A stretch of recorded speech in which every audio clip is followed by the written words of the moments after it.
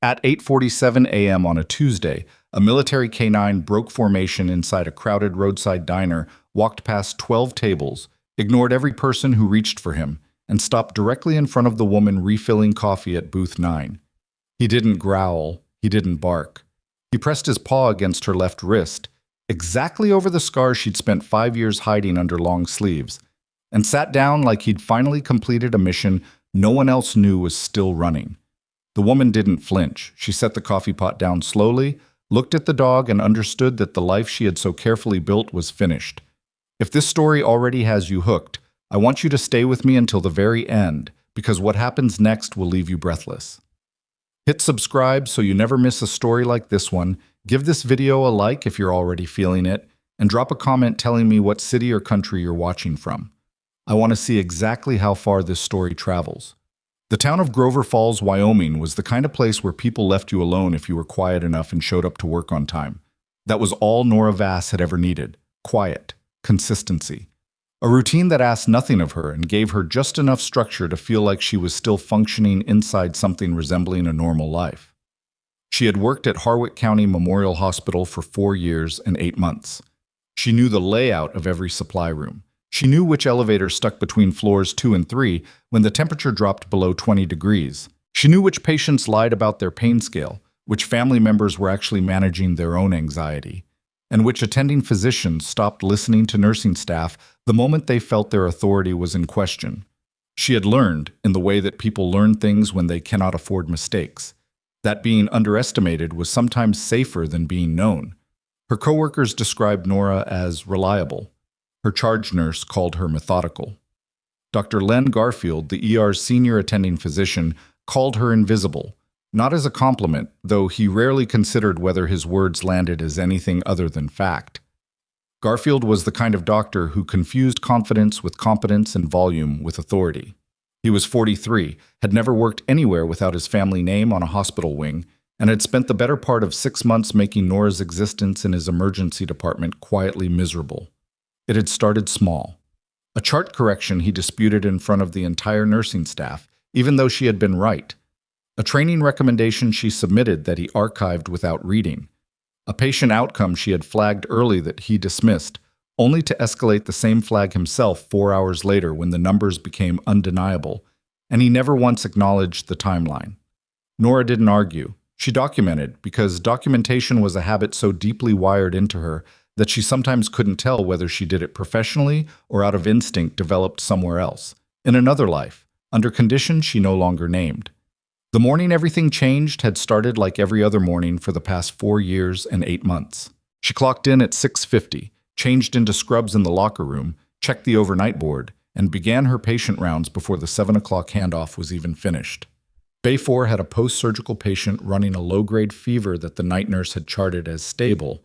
Nora looked at the man's skin color, the way he was bracing his left side without realizing it, the subtle elevation in his respiration, and noted the discrepancy in her handoff before she even reached Bay 7.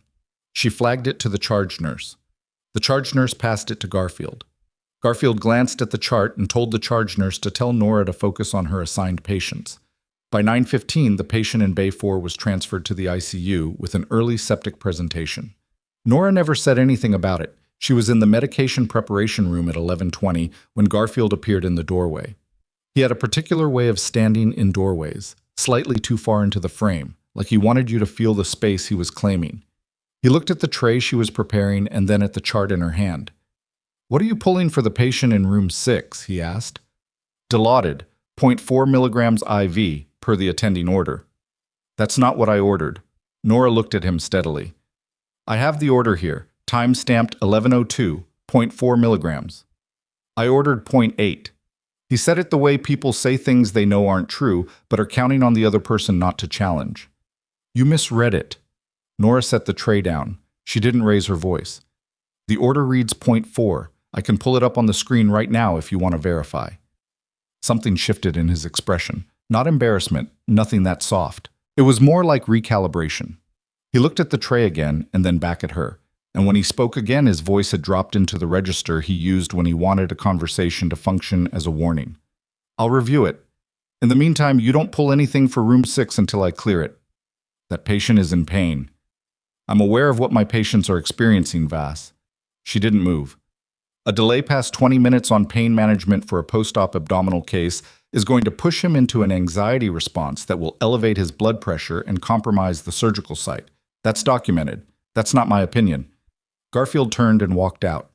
The patient in room 6 waited 31 minutes. Nora had already filed the incident report before the shift ended. She found out 4 days later that Garfield had responded to the incident report with a formal countercomplaint stating that she had been insubordinate, had refused to follow physician directives, and had created a hostile environment in the medication preparation room.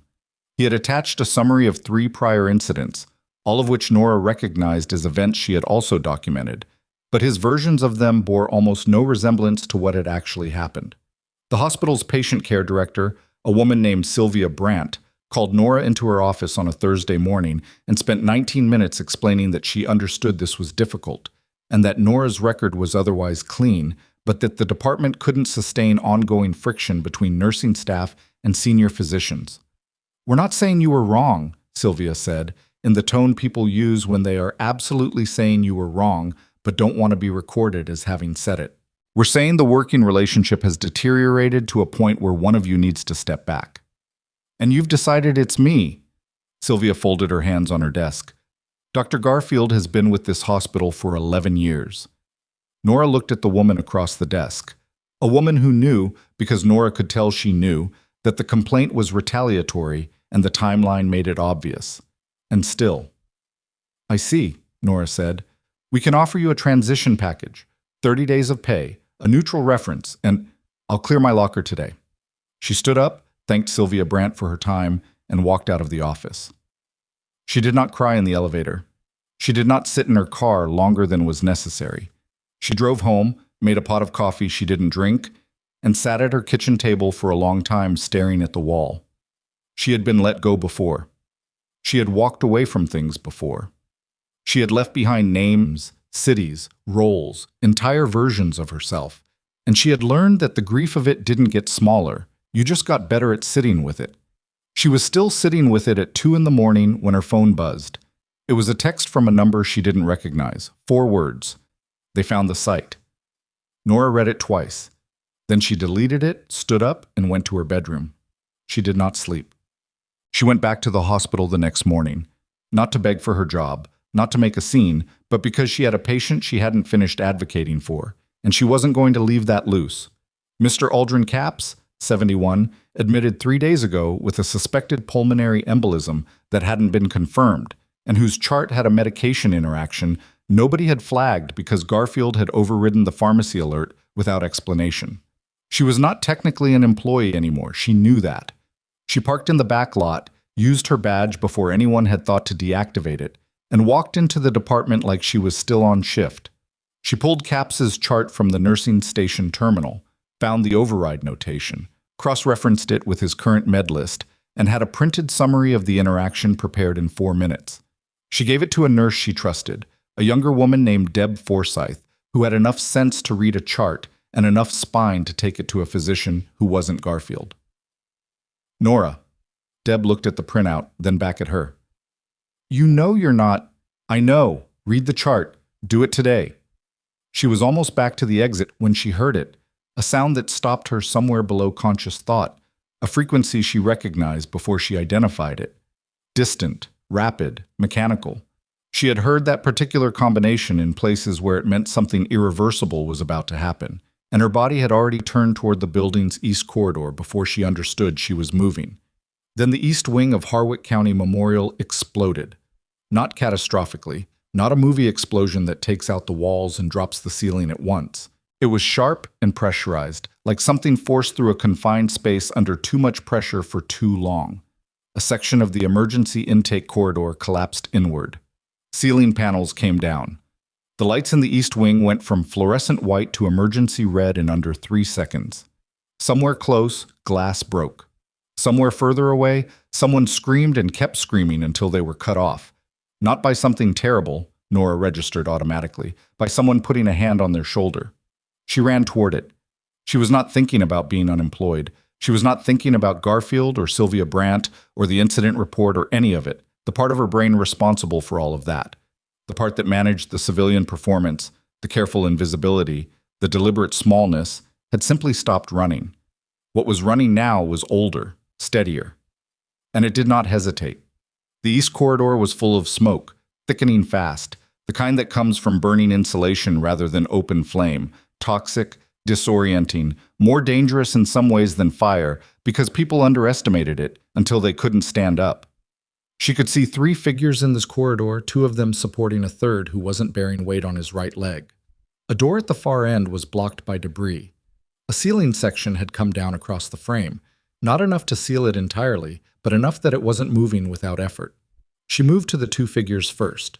A patient transport aide, young, maybe 22, hyperventilating, and a nurse she recognized from the overnight team, a man named Ortega, who had a gash above his left eye that was producing more blood than it looked like it deserved. The person they were supporting was a patient in a gown, male, mid-60s, conscious, but pale in the specific way that indicated blood pressure was dropping. "Name," she said to Ortega. He blinked at her. "Vass, you don't work—" His name. "Partridge, Harmon Partridge. He was in Bay 6 for post-surgical obs." She checked his pulse in 3 seconds. She looked at his skin, his breathing, the way he was holding his left arm. "Garfield's patient?" Ortega nodded. "Of course he was. He needs to be down, now." She guided them to position Partridge against the wall. "I need something firm under his legs. There's a supply cart 30 feet behind you. Go." The transport aide moved. Nora turned back to Ortega. "How many people are still in the East section?" I think 2 staff, 1 patient in Bay 9. The Bay 9 patient was sedated for a procedure." "Is anyone in with them?" "Dr. Garfield was in Bay 9 when it—" He stopped, touched his forehead, looked at the blood on his fingers like he was only now registering it. "I don't know where he went." She filed that information without commenting on it. She took her belt off, folded it, and pressed Ortega's hand against it. "Hold pressure on that. Don't move Partridge until I come back, unless the smoke gets heavier in this section. If it does, get him to the ground and move toward the outer wall." "Where are you going?" She was already moving toward Bay 9. The smoke was worse in the interior corridor. She could feel it pulling at the back of her throat, the specific irritation that meant she had a few minutes before her own function would start to degrade.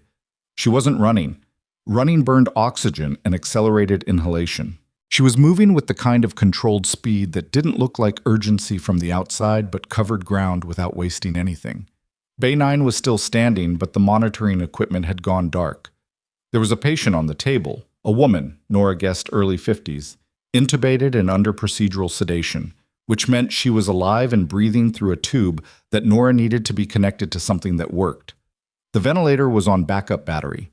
The backup battery had a 3 to 5 minute window under load. Garfield was not in Bay 9. She did not waste time being angry about that. She disconnected the ventilator from the wall connection that was no longer giving it anything, confirmed tube placement manually, checked the patient's pupils, assessed perfusion, and then did the calculation that emergency medicine eventually forces on everyone. She could not move this patient through a smoke-filled corridor alone. The patient needed continuous ventilation during transport. She needed a second person, and she needed it now. She went back to the corridor entrance and called for Ortega. He came, pressing the belt to his head with one hand, and together, neither of them speaking much because words cost air, and they both understood that. They moved the patient on the gurney through the corridor with Nora manually bagging ventilation every 5 breaths. The transport aide had Partridge against the far wall. The 3 of them together got both patients to the outer exit in 7 minutes. 7 minutes in that smoke felt like 30. She was crouched beside Partridge, checking his pulse again, when she heard the sound of a vehicle outside. Not an ambulance. She knew ambulance sound. It was a specific engine signature with a specific rhythm of approach. This was heavier. Multiple engines. And then, distantly but clearly, the sound of an animal, a single sharp bark that cut through the exterior noise like a period at the end of a sentence. She looked up. Through the propped-open exit door, she could see the parking lot, and rolling into it was a convoy of vehicles that had no business being at a small county hospital in Grover Falls, Wyoming. 2 black SUVs with federal plates, 1 military transport vehicle. And in the passenger window of the lead SUV, visible through the glass for just a moment before the vehicle stopped, a German shepherd with a working dog harness was pressing his nose to the window, ears forward, alert, searching. Nora sat very still. The SUV doors opened. Personnel exited with the kind of quiet coordination that meant training, not performance. The man who got out of the second vehicle's rear door was wearing a military uniform with a rank she registered automatically before she could stop herself from registering it. 3 stars, which meant he outranked everyone within 100 miles, and he knew exactly where he was going. The shepherd was on a leash held by a handler, a woman in tactical gear who was following the dog's lead without pulling against it. And the dog's lead was not taking them toward the explosion site. It was not taking them toward the convoy's obvious operational focal point. It was taking them toward Nora. She stood up. She did not run. Running would have been useless, and she understood that with a certainty that came from the same place as the corridor pace that didn't look like urgency. She watched the dog close the distance between them, watched his gait shift from a working search movement into something different, something she had seen before in another context she had not allowed herself to think about in years. And then the German shepherd was in front of her, and he pressed his paw against her left wrist, exactly over the scar, and sat. The handler stopped. The general stopped 4 feet back from them.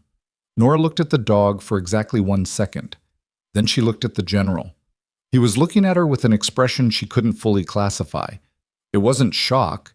It was something harder and more complicated than shock. The kind of expression that develops when a long-running question has just received an answer that is simultaneously a relief and a problem. "Nora Vass," he said. It was not a question. She kept her voice level. "That's my name." "That's one of your names." He held her gaze. A fire truck had arrived outside the east wing, and its radio was cutting in and out in the background, and somewhere behind them Partridge was asking for water in a rough voice, and none of it touched the space between her and this man. "The one you've been using. We've been looking for you for a long time." She said nothing. The general's jaw moved slightly, like he was deciding what to say next, or deciding how much of what he already knew to put into the next sentence. Then, "We have a problem." "I can see that." "Not the explosion." He glanced at the east wing, once, dismissively. "That's already being managed. I'm talking about what triggered it." He looked back at her. "Someone used a classified emergency override protocol to set that off. A protocol that was retired 3 years ago. There are exactly 11 people who had access to that protocol." He paused. "Your name is in the file, Vass. The encrypted access record. Your original designation." The shepherd was still sitting with his paw against her wrist. She looked at him, at the dog, and something inside her that had been coiled for 5 years shifted, not released, just moved, the way a held breath moves when you realize you can't hold it forever. She turned back to the general. "Then someone used my designation without my knowledge, which means someone inside this hospital knows who I actually am." She kept her voice flat and factual. "And they've known long enough to have planned this." The general said nothing for a moment, then, "We're going to need you to come with us." From inside the building, through the propped-open exit door, Nora heard Garfield's voice, too loud, the way it always was when he was positioning himself, performing competence for an audience that hadn't asked for the performance. He was telling someone that he had triaged the corridor patients and coordinated the evacuation. He was saying it with the confidence of a man who understood that absence from a record is easy to fill once the emergency is over. Nora looked at the exit door. She looked back at the general. "I'll come with you," she said, "but I need you to understand something first." "What's that?" "Whatever's in that file, whatever they think I did, someone in there is already rewriting what happened today." She held his gaze. "And they've had practice." The general studied her. The shepherd's paw was still on her wrist. "So have we," the general said. The second SUV's back door opened. The handler guided the shepherd away. And Nora Vass, who had spent 4 years and 8 months being invisible, walked toward the vehicle with her scar visible and her shoulders straight for the first time in longer than she could easily remember. Behind her, Dr. Len Garfield walked out of the propped-open exit door, looked at the convoy in the parking lot, and stopped. He was still calculating. She could feel it from 20 feet away. The particular quality of silence that a man produces when he is trying to figure out which version of a story will serve him best. He looked at Nora. He looked at the military vehicles. He looked at the general, who looked back at him with the specific expression of someone who already knows a name and is waiting for the person attached to it to make the first move. Garfield straightened his coat. It was the last thing Nora saw before she got into the vehicle. The door closed. The convoy began to move. And in the east wing of Harwick County Memorial, in the collapsed intake corridor where no one was looking, a second encrypted device was transmitting data to a receiver it had been pointed at for months, patiently, automatically, in a language only 3 people in Wyoming had ever been trained to read. One of them was sitting in a federal vehicle. One of them was dead. And the third one had just watched the convoy pull out of the parking lot and was already reaching for his phone. The phone call lasted 40 seconds. Nora heard only her side of it, which was nothing because she was in the second SUV and the person making the call was in the lead vehicle. But she knew what 40 seconds meant in the context of a federal response team moving away from an active scene. It meant someone had escalated. It meant the conversation that had just started in a hospital parking lot in Grover Falls, Wyoming was no longer a local conversation. The general's name was Harlan Cord. She hadn't asked. She'd read it off his uniform when he was standing close enough, the way she read everything, automatically, without deciding to. The same way she'd clocked the dog's harness number and the federal plate on the lead SUV and the make of the sidearm on the nearest personnel before any of them had said her name. 3 stars. Harlan Cord. And the expression he'd worn when he looked at her was not the expression of someone executing a routine operation. It was the expression of someone who had been looking for something for a long time and was not sure yet whether finding it was good news. The SUV was moving north, away from the hospital, toward the edge of town where the county road opened up into 4 lanes and the buildings thinned out. The handler. Nora had gotten her name by then, Specialist Daria Telsch, 28, left-handed based on how she managed the dog's lead, field experienced based on how she positioned herself in the vehicle's rear seat, was sitting across from Nora with the shepherd between them. The dog had not looked away from Nora since they got in. "He's going to do that the whole time," Telsch said. "I know." Telsch studied her. She didn't push it. The shepherd's name, Nora had gathered from a brief exchange between Telsch and the driver, was Rook. Not Viper, not any of the names they used in public-facing programs. Rook. Working designation, not a display name, which meant this team operated in a context where display names were a liability. She filed that alongside the federal plates and the encrypted file reference and let the picture assemble itself without forcing it. General Cord was in the lead vehicle. When the convoy stopped, not at a police station, not at a federal field office, but at a single-story agricultural building outside of town that had a satellite array on its roof and no signage on its exterior. Cord was already out of his vehicle by the time Nora's door opened. He was holding a tablet. He handed it to her without preamble. She looked at the screen. It was a personnel file, or what had been one, before someone had gone through it with deletion protocols that left visible gaps, the digital equivalent of redacted paper, black bars where data had been scrubbed. But the header was intact. The photograph was intact. It was her. Younger, shorter hair, different name, Voss Mara E call sign, Echo 7, Maos 18D, status classified. Nora, Mara, the tablet and read the header 3 times.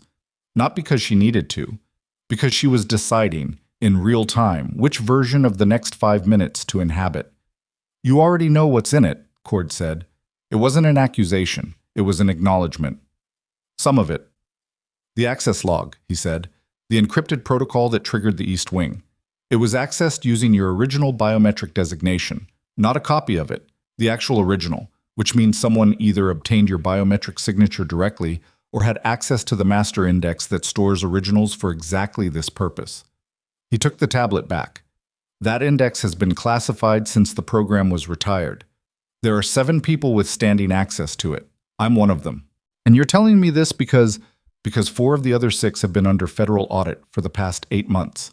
And the audit was triggered by a financial anomaly tied to a contractor called Strathmore Medical Supply." He watched her face. "You know that name?" She did. She didn't answer. "Strathmore has a regional distribution office in Grover Falls," Cord continued. "They've supplied Harwick County Memorial for approximately 3 years. Their regional operations manager is a man named Elias Rourke." He paused. "I think you know that name too." Nora was quiet for a moment. Outside, Telsch was working Rook through a pattern exercise, the dog moving precisely through a sequence of commands that had nothing recreational in them. The property was fenced, no civilians in sight. "What I know and what I can confirm are different things," Nora said finally. I understand that. I'm not asking you to confirm anything right now. Cord turned toward the building's entrance and gestured for her to follow. I'm asking you to look at something and tell me what you see. What she saw, when they got inside, was a field operations center assembled in a space that had been a grain processing room maybe 15 years ago. Long tables, monitors. 3 personnel she hadn't seen in the convoy, analysts, she gathered, based on posture and what they were looking at. One wall was covered in a grid of photographs, documents, and printed maps connected by the kind of low-tech string and pin system that looked almost archaic until you understood that physical displays couldn't be remotely accessed or deleted. She stood in front of the wall and looked at it the way she looked at everything, without rushing it, letting the pattern emerge. Harwick County Memorial was at the center. Photos of the hospital's east wing, the supply intake area, the administrative corridor.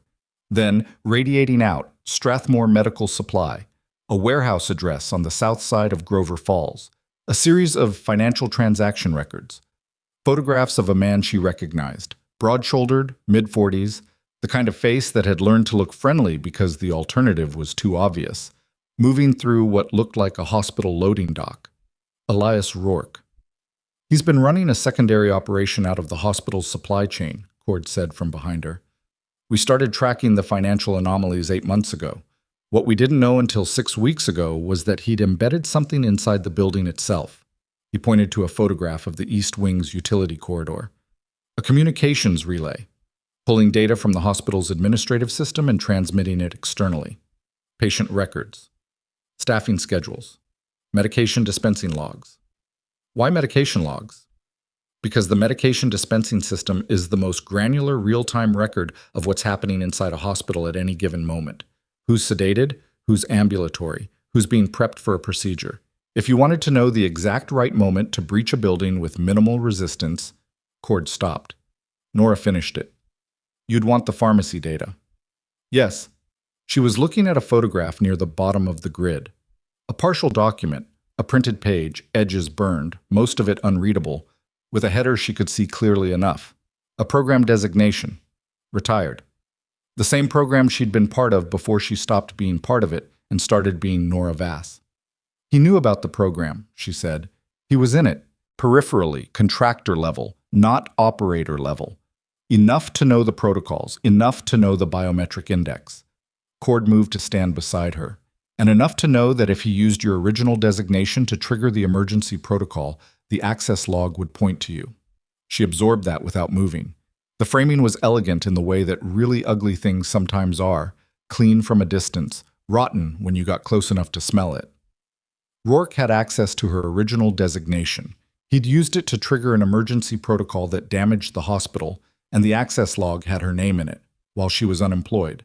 While she had no alibi more credible than I was sitting at my kitchen table at 2 in the morning. While a physician who already had a documented grievance against her was in a position to add his voice to any official account of her behavior. It was very good, as a frame. She had to give him that. He didn't know I was here, she said. We don't think so.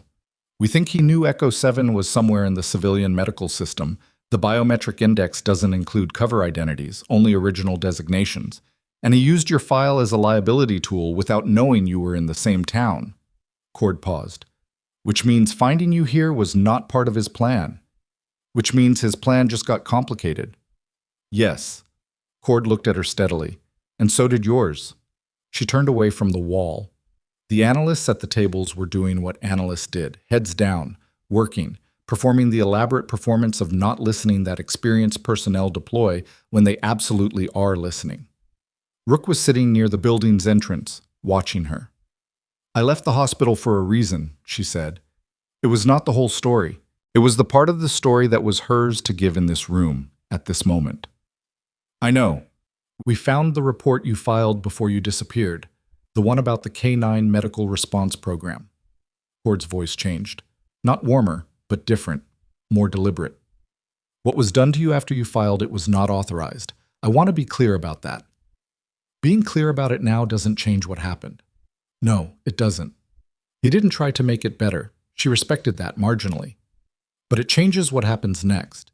If Rourke is using your identity as a liability anchor, then the cleanest way to destroy that anchor is to establish where you actually were, what you actually were, and what you've actually been doing for the past 5 years.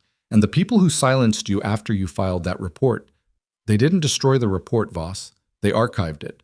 She was quiet. It's still there, he said. Sealed, but intact. Everything you documented. He waited.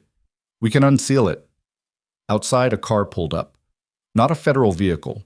She heard the engine pitch change, heard the door close with the slightly hollow sound of a personal vehicle rather than something weighted with equipment. She heard a voice she recognized, even through the building's walls, even at a distance, in the particular way that you recognize voices that have been directed at you with contempt often enough. Cord noticed her expression shift. What? She moved to the window. Garfield was standing in the gravel driveway, in conversation with one of the convoy's outer personnel, and he had his hospital ID badge out like it was something that mattered here. The personnel was not letting him through the perimeter. Garfield was doing the thing he did, pushing without appearing to push, his voice at a register calibrated to make the other person feel unreasonable for not cooperating.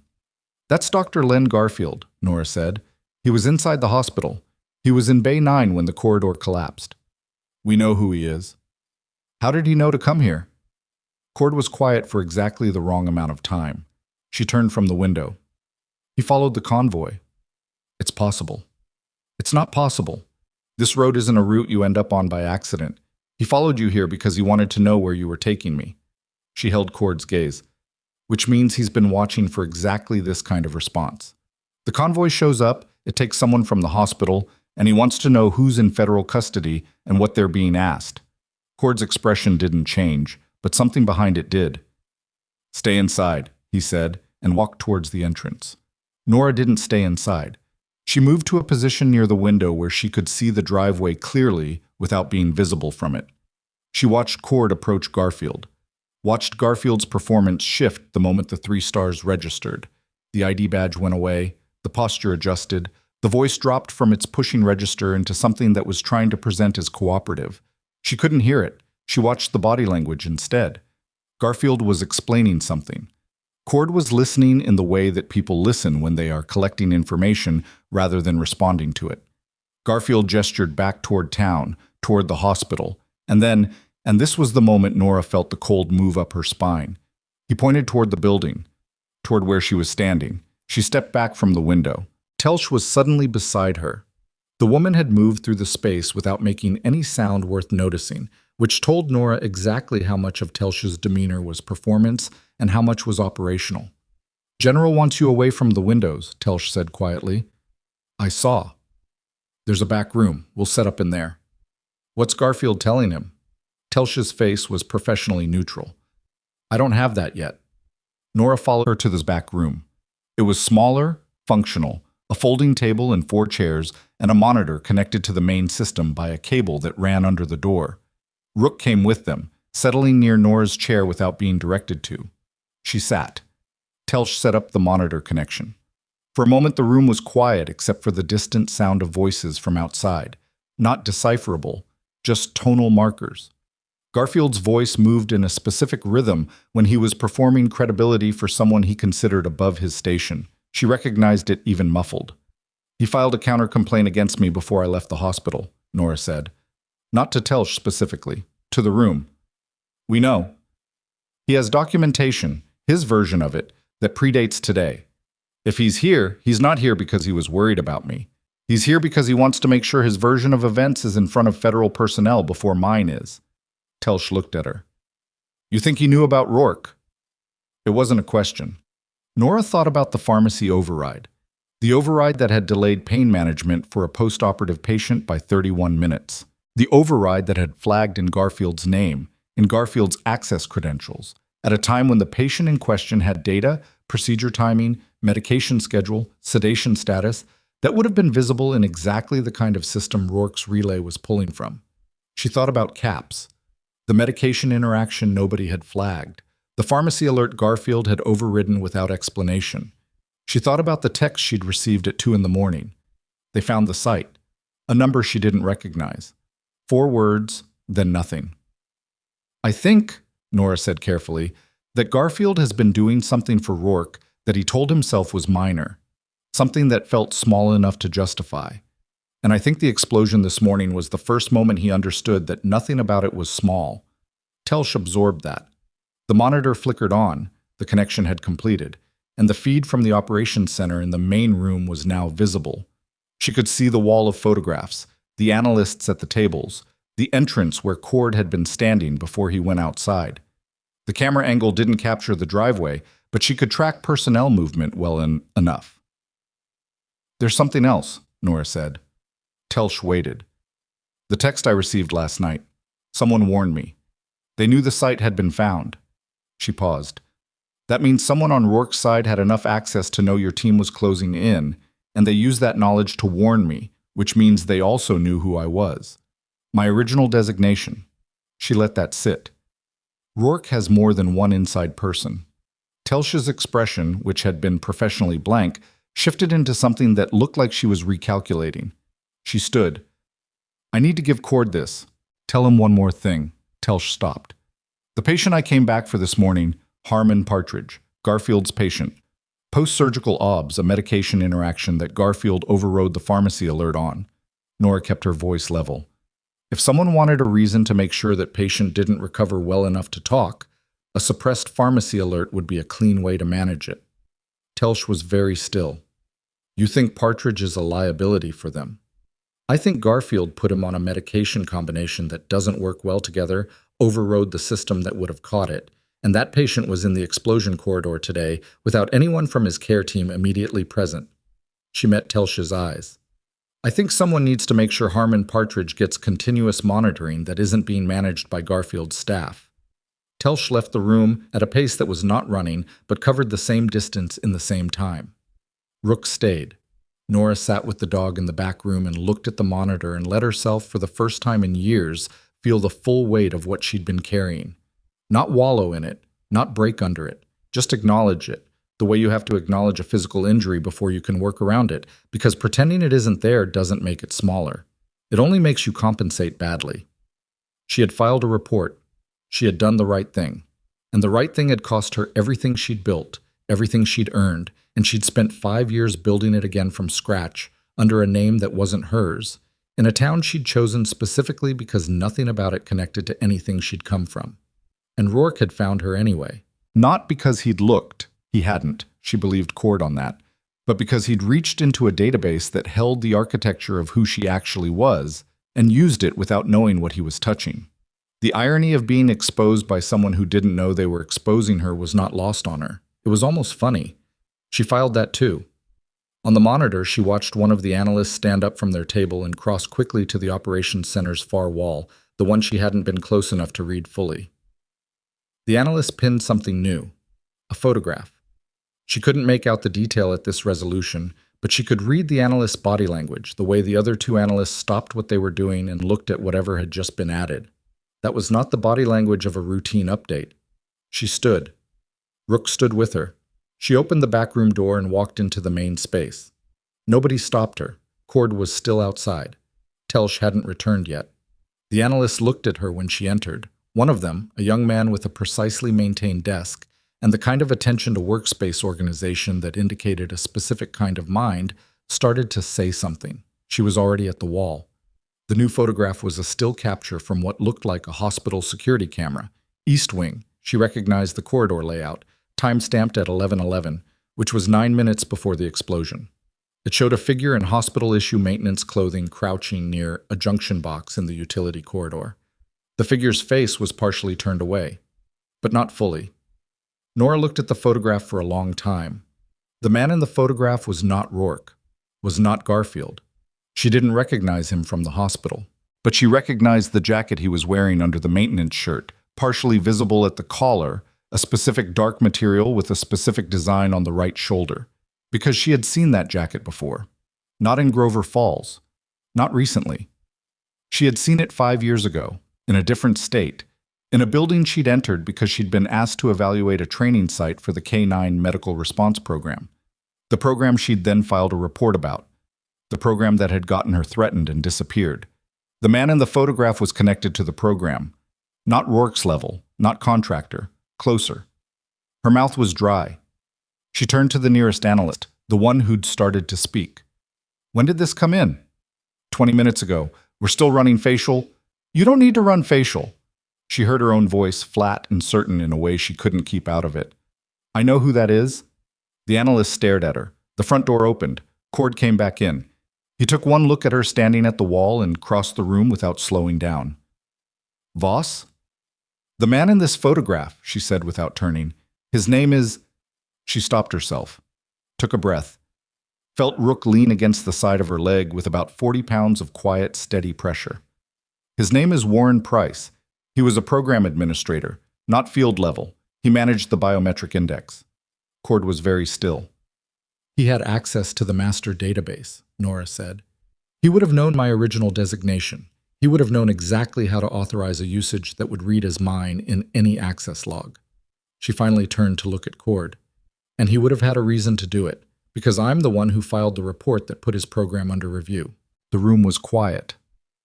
Cord looked at the photograph. He looked at her. He looked at the photograph again. Warren Price was declared dead, he said slowly, 14 months ago. Cardiac event. His file was closed.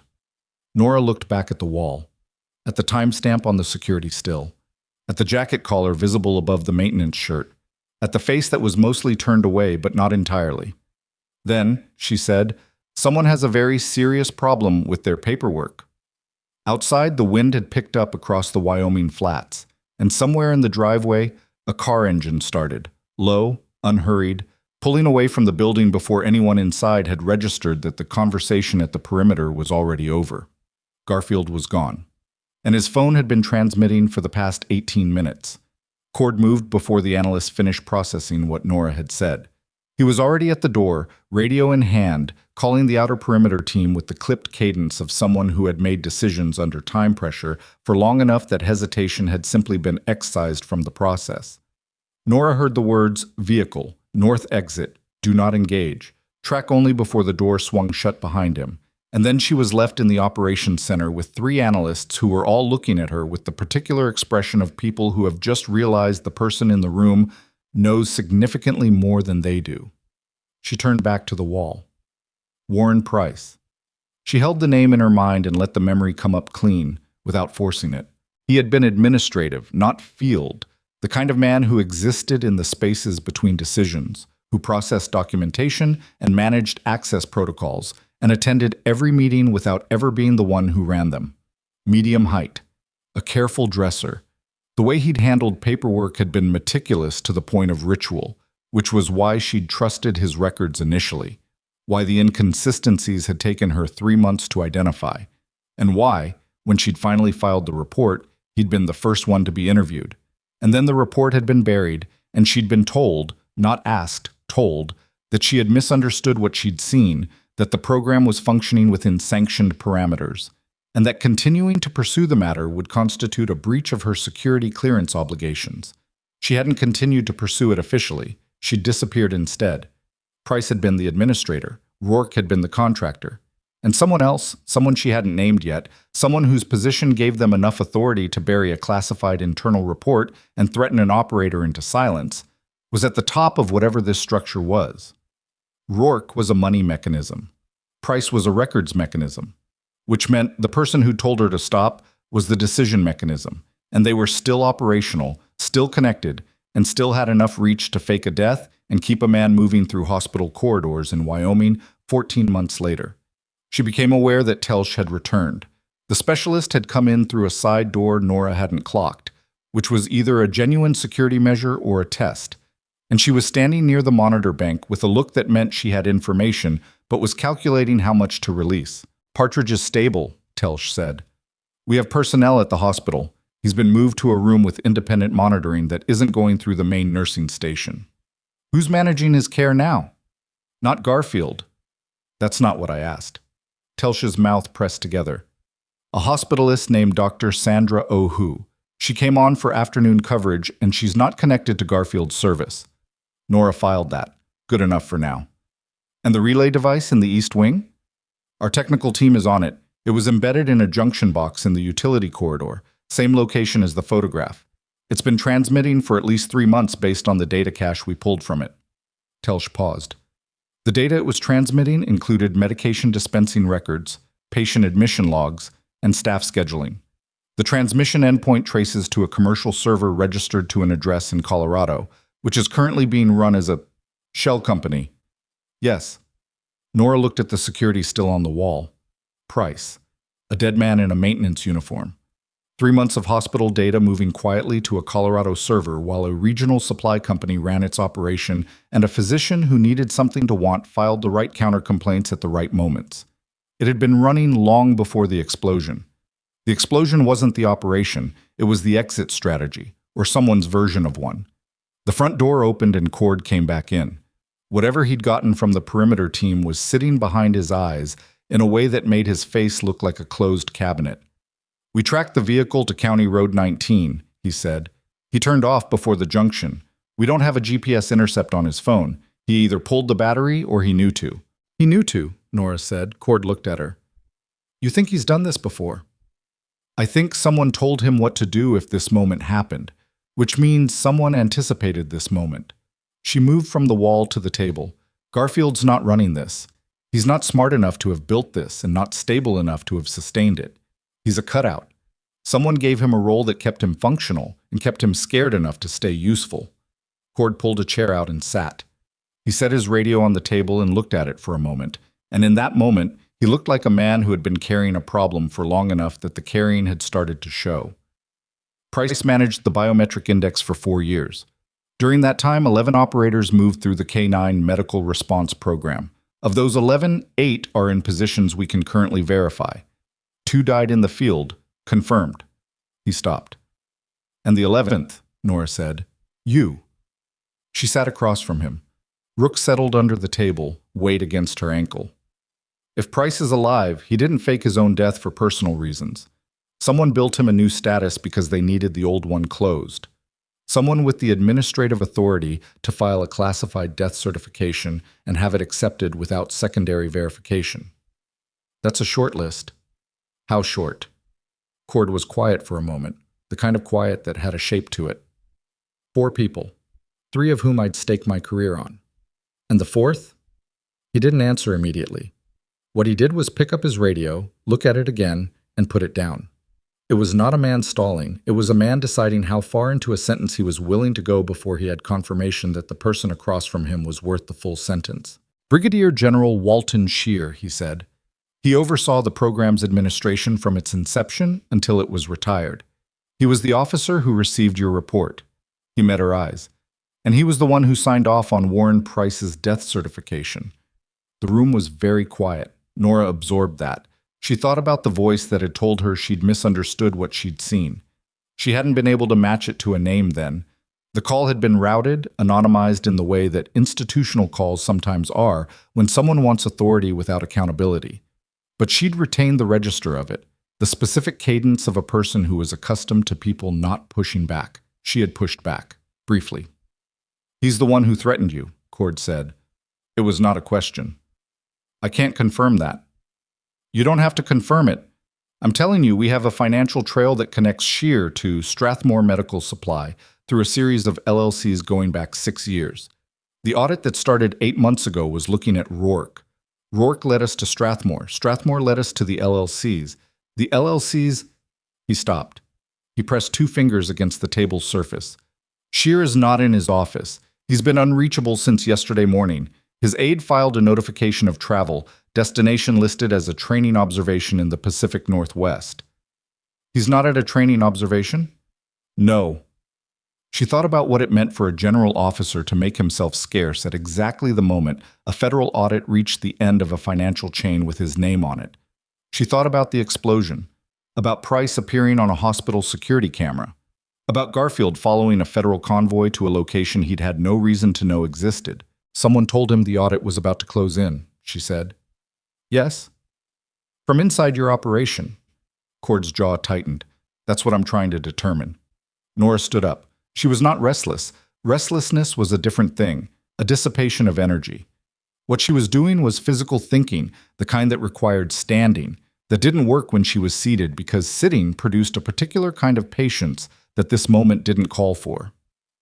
"The explosion was designed to do 2 things," she said. "Destroy the relay device before your team could recover it, and create an active emergency that would pull federal attention to the hospital, where Price would already be gone and the access log would already show my designation. She moved along the length of the table. But it didn't work the way they intended, because the device is still recoverable, because I was in the building and I'm not a viable suspect to anyone who looks at the timeline, and because Rook, she glanced down at the dog, made it very clear very fast that whatever they put in the access log, I'm not an unknown quantity to this team. No, Cord said, you're not. Which means the plan is in pieces right now. Rourke knows it, Price knows it, and Shear, wherever he is, knows it. She stopped moving. They're going to do something to salvage the operation or to burn what's left before we can use it. And it's going to happen fast because they've already started. Garfield leaving is the first move. He's going to someone. Or he's transmitting something. Cord was already reaching for his radio. Nora was already looking at the map on the wall. The Grover Falls County road grid, the hospital marked in red, the Strathmore warehouse marked in yellow, and doing the math that field experience had burned into her as a permanent function. You're a technical team at the hospital, she said. How many? 2 personnel. That's not enough if Rourke decides the relay data is better destroyed than captured. We have local law enforcement. Local law enforcement doesn't know what they're looking at or who they're looking for. She turned. I need to go back. Cord looked at her. Not to the operations center, to the hospital. She said it steadily. I know that building. I know the East Wing layout. I know where the secondary access points are, and I know which corridors are blind to the existing camera system because I've been working there for almost 5 years, and I spent the first 6 months mapping it because that's what I do. She held his gaze. Your 2 personnel don't have that, and if Rourke's team comes back to that building for the device, or for Partridge, why would they come back for Partridge? Because I flagged the medication interaction. Because I gave Deb Forsyth a printed summary that went into his chart. Because if Partridge recovers well enough to talk to investigators, he can confirm a timeline of events in Bay 6 that directly contradicts Garfield's version of the pharmacy override. She paused. He's a loose end that Garfield created by being sloppy, and Rourke doesn't tolerate sloppy loose ends. Cord stood. He looked at Telsch, who had been standing near the wall for the past 4 minutes, not moving, performing that particular specialist stillness that meant she'd been tracking every word. Take Rook, Cord said. Telsch moved for the gear locker without being asked twice. The drive back to Harwick County Memorial took 11 minutes. Nora spent 7 of them in the back seat reviewing what she knew about the hospital's East Wing utility access, the junction box locations, the secondary maintenance corridor that ran parallel to the main patient corridor, the loading dock entrance that used a keycard system that was 8 years old and had never been updated because the budget committee kept deferring it. She spent 3 minutes identifying the single decision she'd made in the past 14 months that she would not have changed, which was coming back this morning for Partridge's chart, because the chain of events that had followed was the only chain that ran toward daylight. She spent the last minute looking at Rook, who was wedged against her left side in the back seat, breathing slow and even, watching the road. He qualified on Scent ID 3 years ago, Telsch said from the front passenger seat without turning around. He holds the ID until he's stood down, even if someone else gives him a command. Nora understood what that meant. He won't respond to Price. Not without the handler's authorization. Good. The hospital was still operating under controlled emergency protocols when they arrived. Half the East Wing cordoned, main entrance active, a police vehicle parked at the patient drop-off because local law enforcement had been asked to maintain a visible presence without being told why. The 2 federal technical personnel Cord had placed inside were, as Nora had said, not enough. She clocked it immediately when they entered. One was in the East Wing utility corridor, managing the device recovery, which meant they'd gone straight to the obvious priority. The other was in the administrative corridor with a laptop and a look that meant they'd been given a task they were executing alone, which meant nobody was watching the loading dock. She told Telsch this. Telsch communicated it up the chain with exactly 3 words and then followed Nora toward the dock access without discussion. The loading dock was at the south end of the building, accessed through a service corridor that smelled of industrial detergent and the specific metallic cold of a space that was never fully heated. The keycard reader on the dock door had a blinking amber indicator, which meant it had been accessed recently, within the past 30 minutes, and hadn't reset to its default idle state. Nora pointed at it. Telsch saw it. They moved differently from that point.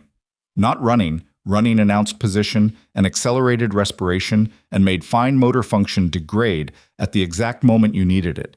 They moved at the controlled pace that covered ground without cost, and Rook moved with them in the silence of a trained dog who understood that the shape of his handler's movement carried information.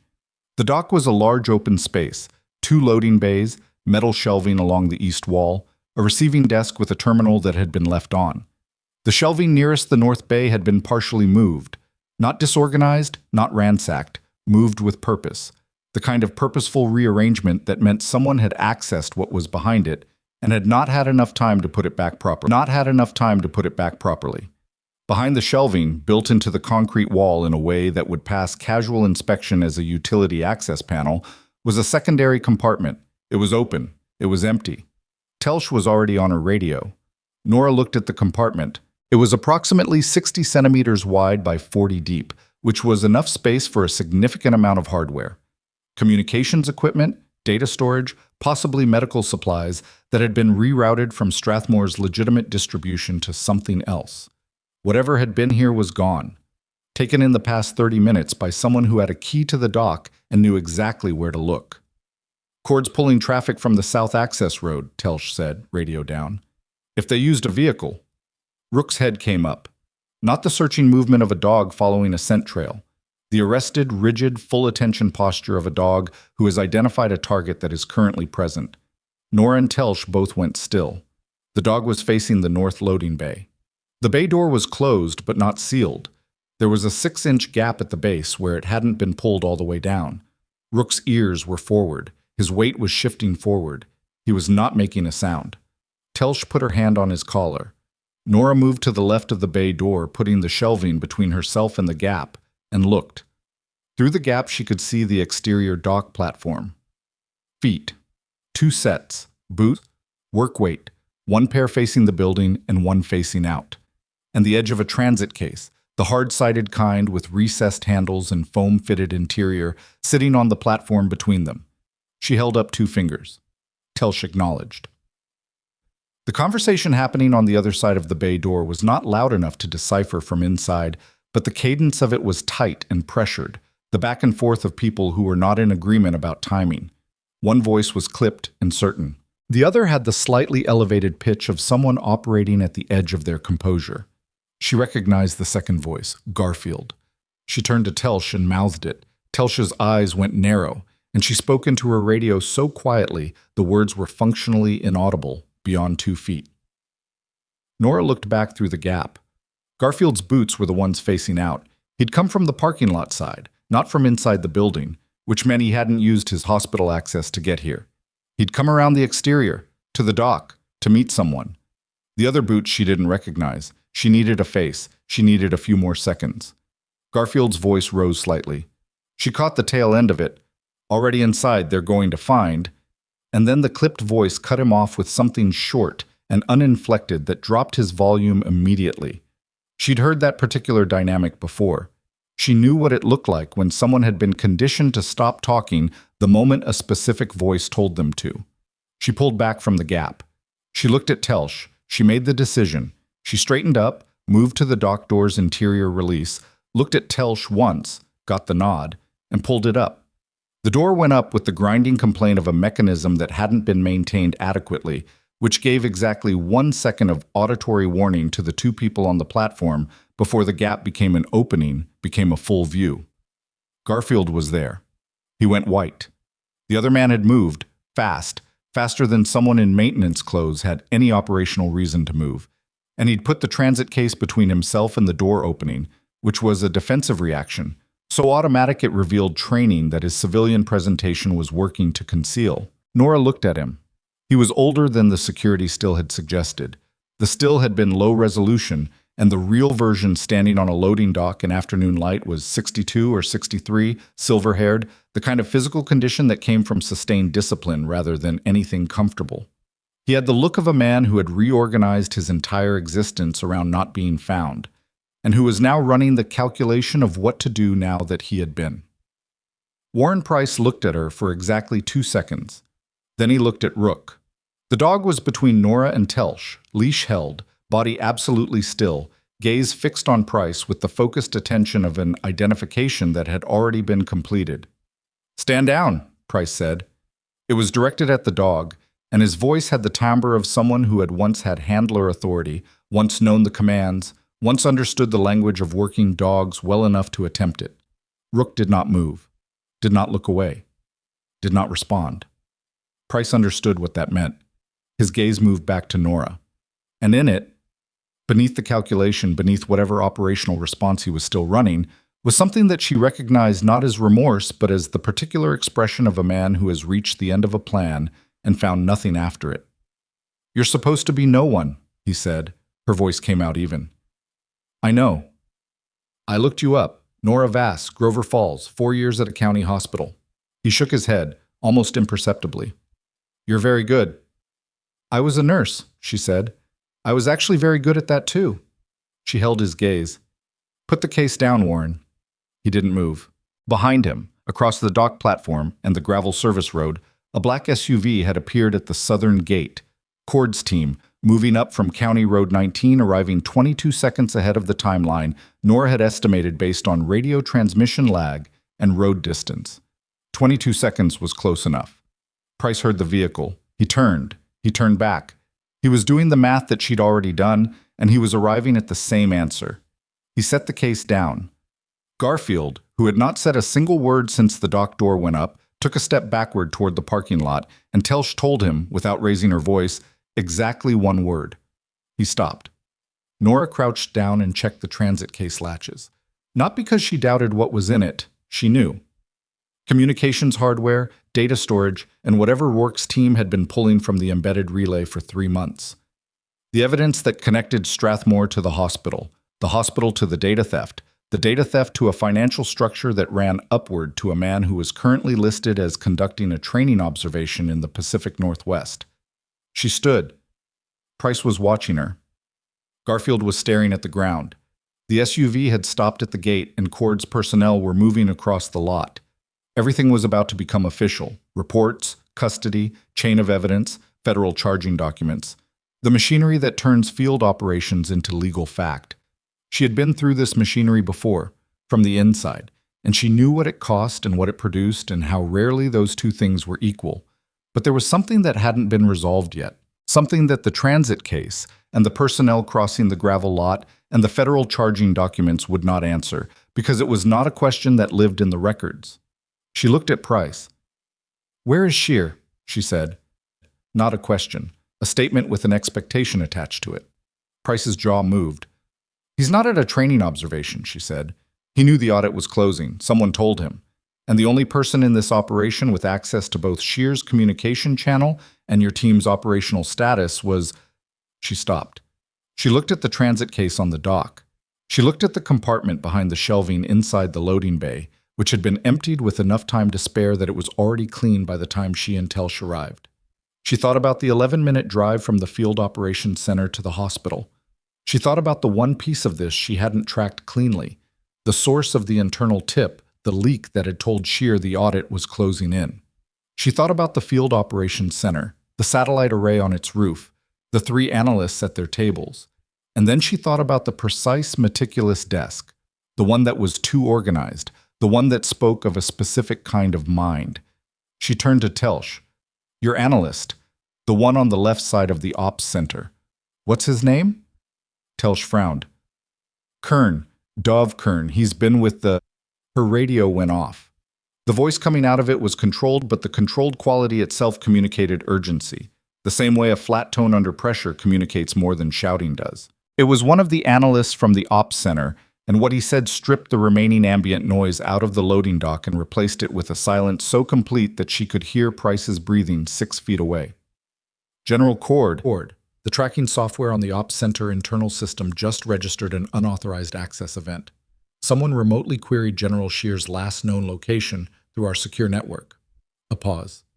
"The access was flagged because it originated from inside our own subnet, from a workstation that's been logged as inactive for the past 40 minutes. Telsch's radio crackled once and went quiet. Nora looked at her. Telsch looked back. The workstation that had been logged as inactive for 40 minutes was the one that had been active when Nora left the ops center. Precisely maintained desk, precisely organized workspace. Dove Kern. And Kern had been in the operations center alone, with full access to the tracking system, the personnel files, the audit trail, and the secure network through which General Cord's team was coordinating every element of this operation for the entire time that Nora and Telsch had been driving back to Harwick County Memorial. 40 minutes was enough time to transmit a location, enough to reroute a file, enough to warn a man who had faked a death and buried a report and threatened an operator into silence that the last wall between him and a federal indictment had just been identified. Nora looked at the transit case. She looked at Price. She looked at Garfield, who was staring at the ground with the expression of a man who had just understood for the first time the full scale of what he'd been participating in. Then her phone buzzed. Same unknown number as the night before. This time 3 words. Shear's moving. She showed the message to Telsch without a word. Telsch read it, keyed her radio, and delivered the content up the chain in the same breath. Cord's response came back in under 10 seconds. His voice carrying the controlled edge of a man who had just watched a 2-front problem become a 3-front problem and was already redistributing resources in his head before he finished the sentence. The ops center was being locked down. Kern's workstation was being isolated. 2 personnel were being redirected from the East Wing Technical Recovery to find and detain Dove Kern before he could complete whatever secondary transmission he'd been building toward. Nora was already doing the things she did when variables multiplied past the point where sequential thinking was useful. She was holding all of it simultaneously, not solving for one thread but watching the shape they made together, the way they intersected, the place where the geometry of the whole thing revealed something the individual lines didn't. Shear was moving. Kern had just transmitted his location through the secure network, which meant Kern wasn't just a leak, he was an active communications link, a relay of his own, embedded inside Cord's operation, the same way the hardware had been embedded in the hospital's East Wing junction box. Patient, positioned, waiting for the right moment to be useful. The right moment had been the past 40 minutes. She looked at Price.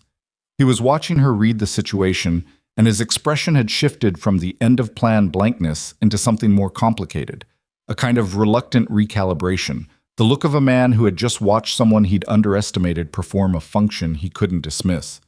"Kern's been yours the whole time," she said. Price didn't confirm it. He also didn't deny it, which was the same thing. "How long?" His mouth moved.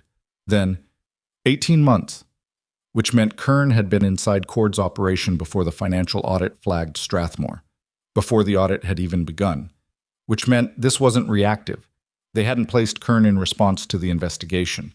They'd placed him in anticipation of one, which meant someone with enough institutional foresight to recognize that the financial structure was eventually going to attract attention had planned for exactly this contingency and had done it with enough lead time to embed a credible analyst inside a federal operation before that operation existed. That was not Rourke's level of thinking. Rourke was an operator, efficient, ruthless in his way, but fundamentally reactive. This was something else. "Shear planned this," she said. Not to Price, to herself, completing the picture.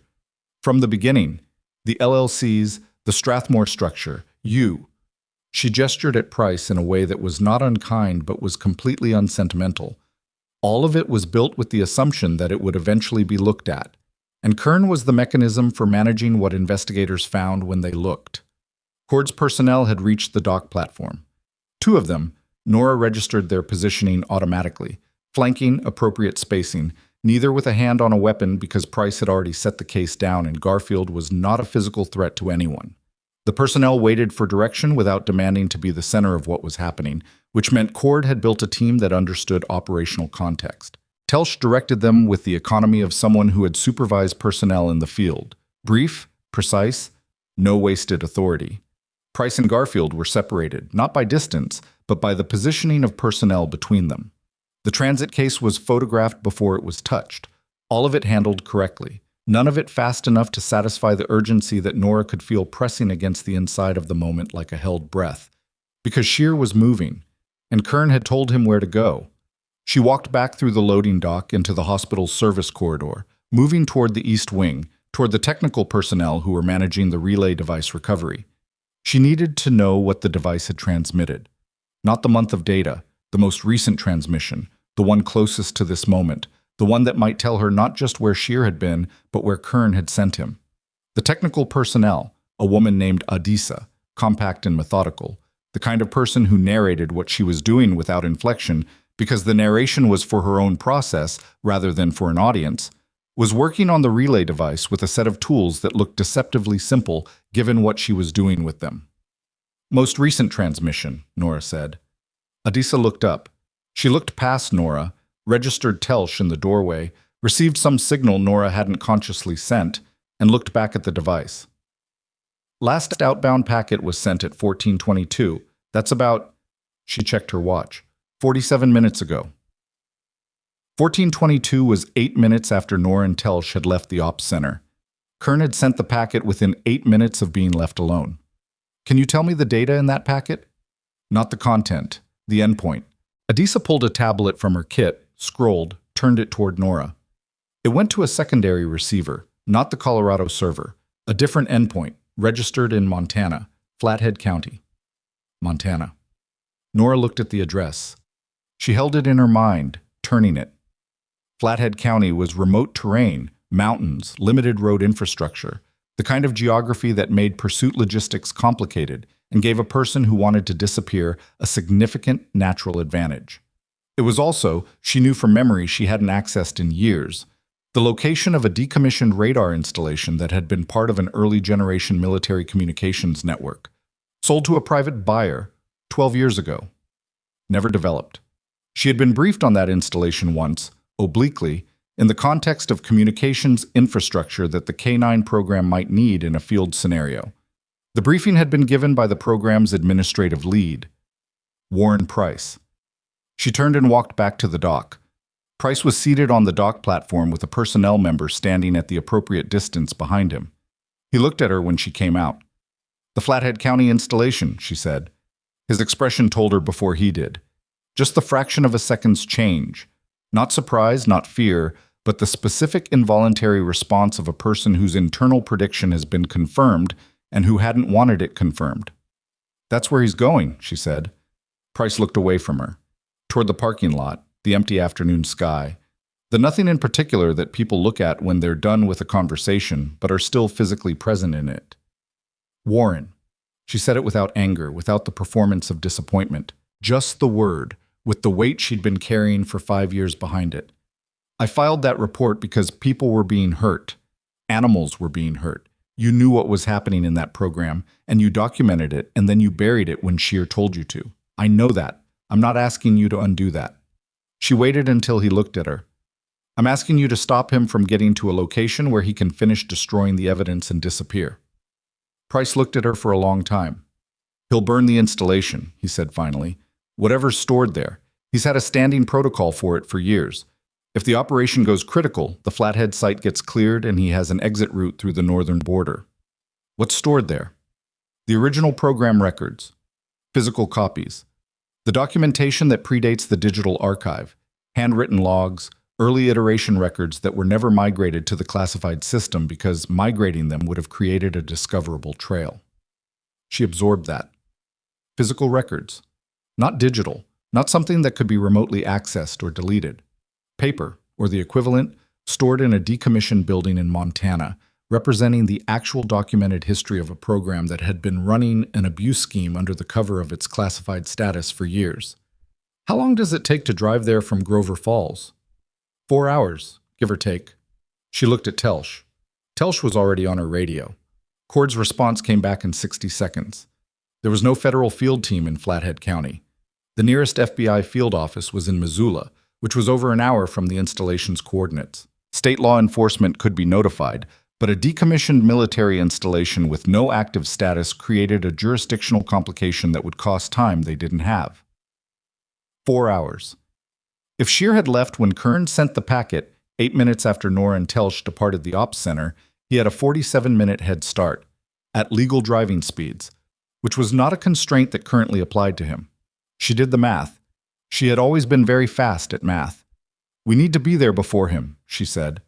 Cord's voice came through the radio, clipped and directed at Telsch, not at her. We don't have air assets in range. Ground team would need to stage from... I'm not talking about a staged response, Nora said. directly into the radio. There was a pause, the kind that happened when someone recalibrated who they were dealing with. I'm talking about two people in a vehicle and Rook leaving right now and arriving at the installation while Shear is still en route. We get there first. We secure the records before he can burn them, and we hold position until your ground team stages. She paused. I know that installation's layout from a briefing 8 years ago, and I know the terrain type from the coordinates. Price just confirmed the standing protocol, which means I know what Shear will do when he gets there and in what order. She paused again. I'm the best option you have in the time window you have it.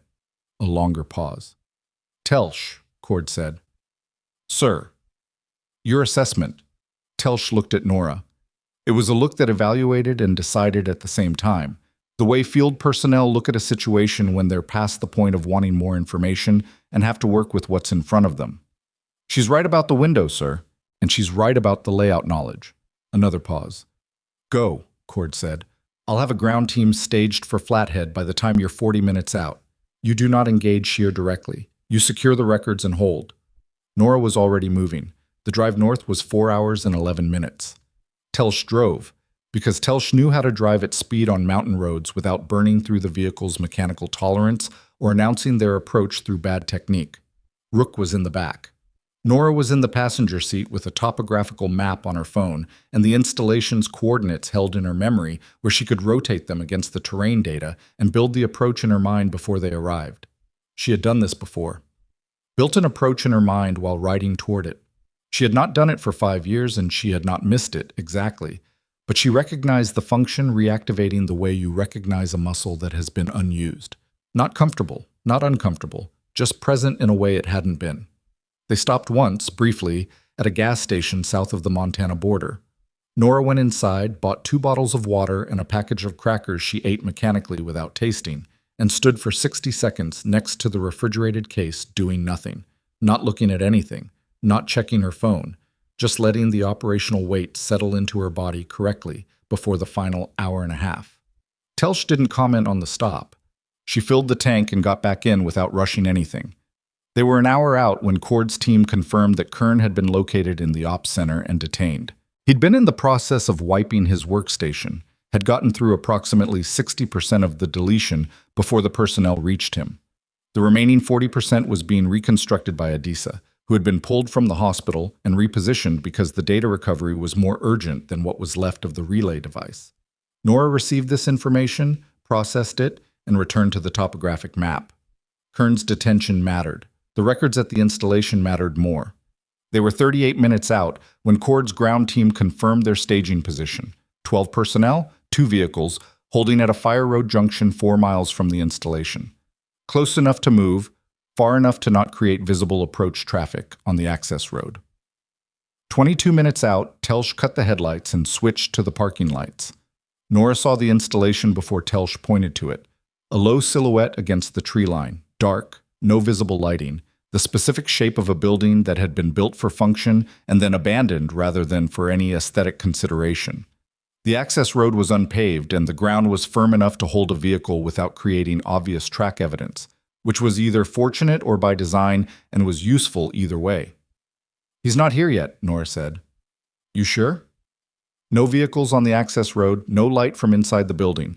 If he'd arrived and started the burn protocol, we'd see something. She was looking at the building's eastern face, which was where the primary access point would be based on the installation's era of construction. They had always put primary access on the eastern face in that generation of communication structures, a standardization that had been functional and had never been worth departing from. Telsch parked the vehicle in a depression off the access road, behind a stand of lodgepole pine that broke the vehicle's outline. They got out quietly.